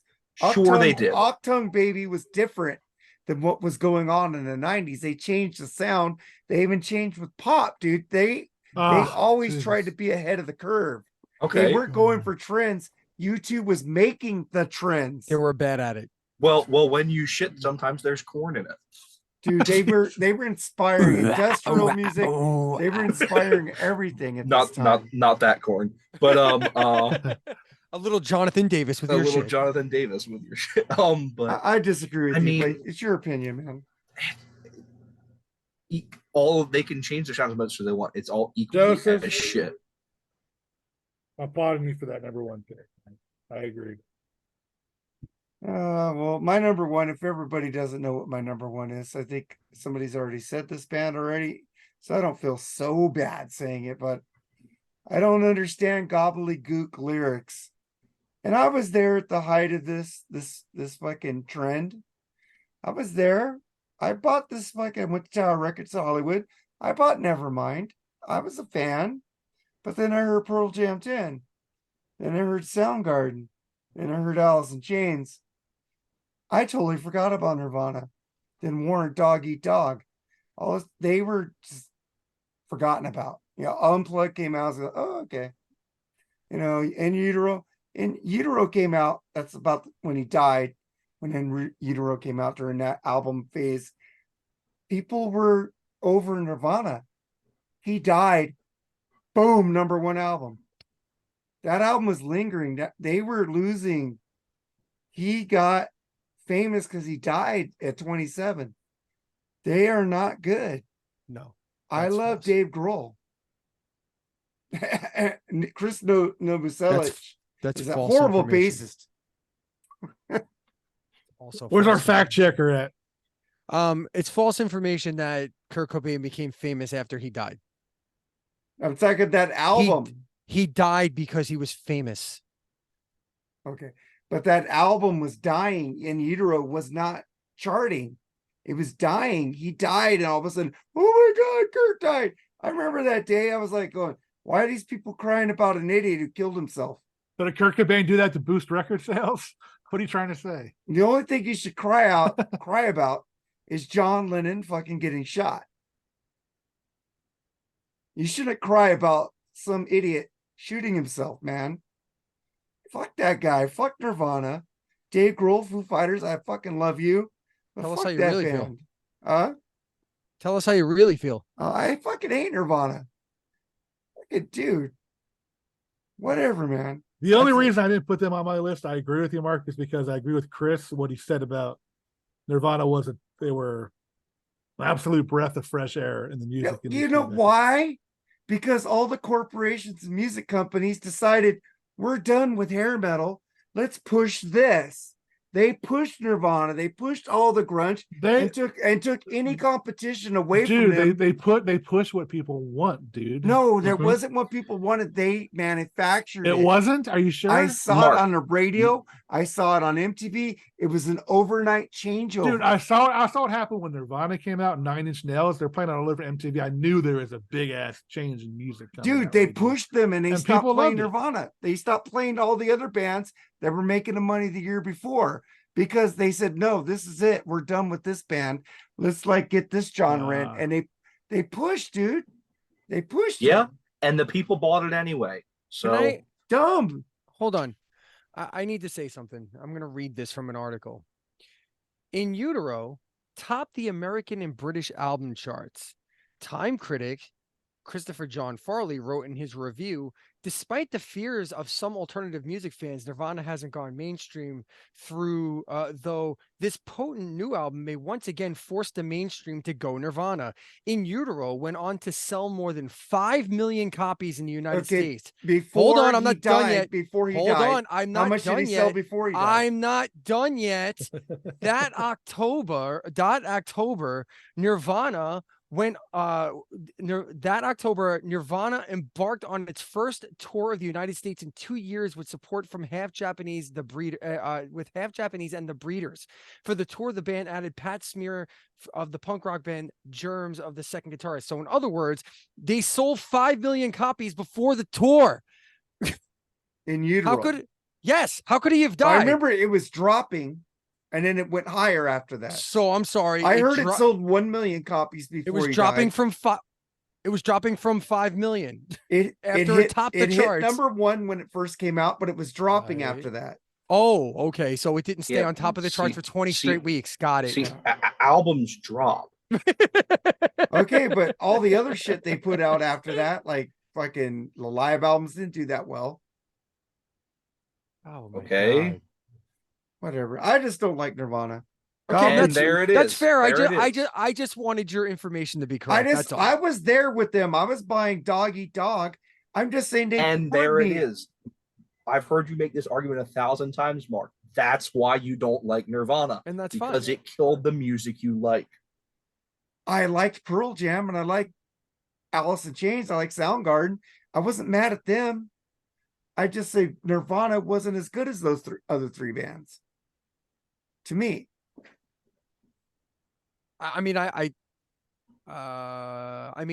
would choose Nirvana over Pearl Jam. There would be third on my list. Yeah, same. All right, man. So that was Jerry's walking around over there.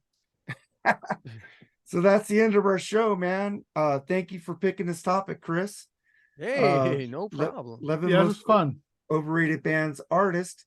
So I'm gonna Jerry, I just want to mention one more time that David Lee Roth is also overrated as fuck. And other bands I want to mention in short form: Five Finger Douche Punch. Yeah. And Godsmack. I don't get these bands at all either. but Linkin I don't want to Park. go into great detail. All You know right, what a really man. underrated band was from that era, the 90s and 2000s, was Everclear. I I always like thought Everclear was fucking cool. I don't know why they never got as big as. I love I don't know- Everclear. I don't know why my camera is fucking. Hello. I Yeah. see you. I see you. Yeah, I feel it's all delayed on my side. It's weird. Yeah, it's Oh. it's delayed here too. I see you guys. Perfect.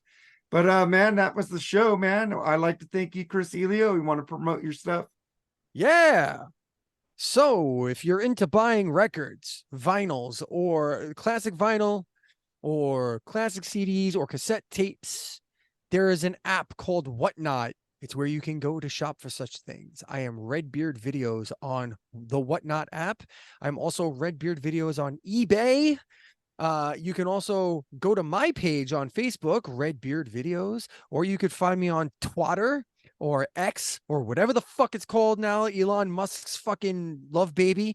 And you can find me there. It's either at Videos Beard or at the Progtologist, Progtolligist. You got that. And of course, the YouTube channel, Redbeard Videos, which will be coming back full force with live streams and podcasts and video essays and the whole fucking thing in January. So Cool. yeah, do So that. Joseph, man, thank you for coming on again, man. Of course. Thanks for having me as always. We'll be talking again on Saturday. It'll be Mhm. fucking cool for a freeform episode. Jerry, take us out, man. Oh, like I said, Chris, good pick, man. This is interesting. It was fun, man. I love rooting on everybody, you. dude. You know what? So it's also, I shoot the shit with a lot of it, and then make fun of you guys a lot, but I love you guys for some of your picks. So it's all in good fun. All of it is in good fun. I have no Next hard week- feelings towards any of you. Yeah. Next week we're going to do a Iron Maiden Civil War, Number of the Beast, and against Power Slave. So that's going to be kind of interesting. Anybody wants to be on that one, let us know. Other than that, like and subscribe. We have a lot of fun doing this. And I think got we Al do- Horta coming on that one. I Yeah, can do for that real. show right now. Power Slave's better. Done. we have a I think we do a halfway decent job on here, man. We have some critics out there, but I think we do pretty well, man. I enjoy doing this show. So Fuck you guys. This Well, I show didn't sucks. tell you I got Al Horta will be on that episode. Al Horta's a good guy. Yeah, Yeah. man. So you thank guys you on guys. the other, you guys on the other hand, a little questionable, but I agree, man. I agree. I suck. At least I admit that I suck. So Ah, you don't suck. Nobody sucks. and knowing man. is half the battle. G.I. Joe. All right, Joseph. Thank you, man. You got any final thoughts? Yeah, no, thanks for having me on as always. It was great talking about this. This was definitely a fun topic. Thank you, Chris, for coming up with this one. I mean, Yeah, man. Good to meet this you. is great to meet you as well. We'll probably run into each other at a show here sometime. Yeah, I'm sure. Yeah, sorry about not introducing you guys. It's kind of hard to who we had on together and who we haven't had on together. You're a shitty host. It's okay. I know. We get Like I it. said, I suck. I admit I suck. We're old, man. Come on. We give get us a it, man. break. I think Primus sucks, so I must suck. So. Whatever. You Yeah. definitely do. Well, Jerry, go mean, race your I mean, car. If you knew anything about Primus, you'd understand that saying Primus sucks is a term of endearment. So you don't Yeah. understand. Yeah. No, And you like South Park, man. Okay, well, okay. You You got me there. I can't really. You caught me there. Okay. No, my final thing for the evening. Like I said, I saw Steve Hackett over the weekend. If Steve Hackett is coming anywhere near you on this tour, definitely go see him. It was one of the best shows I've ever seen. Definitely money well spent. His band's amazing. He's playing Foxtrot in full. Definitely go see him. Yeah, I'll be seeing Pat Travers' band here in a couple weeks. I'm looking forward to that. Never seen him live. Nice.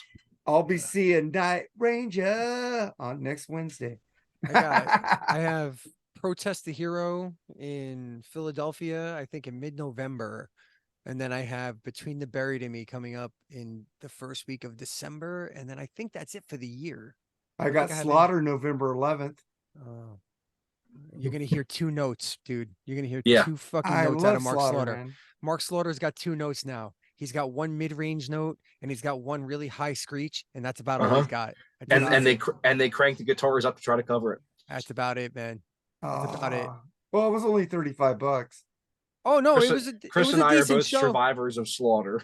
Yes, yes. And without Uh, getting political, he pulls out a stupid guitar too. I'm just gonna say that. Oh, he could play lead, man. He's a good lead guitar player. No, you don't understand. You'll see. You'll know Okay. exactly what I'm talking about. You'll remember this conversation and you'll go, ah, that's what he was talking about. Well, I'll you put know, it up on the you- freeform video. guys you know check it about my lefty ass. So there you go. out. All right, guys. I'd like to thank you, man. Like, share, and subscribe. Hit that thumbs up. And thank you guys, man. Have a good night, man. Take it easy, Take it everybody. sleazy. See ya. Later.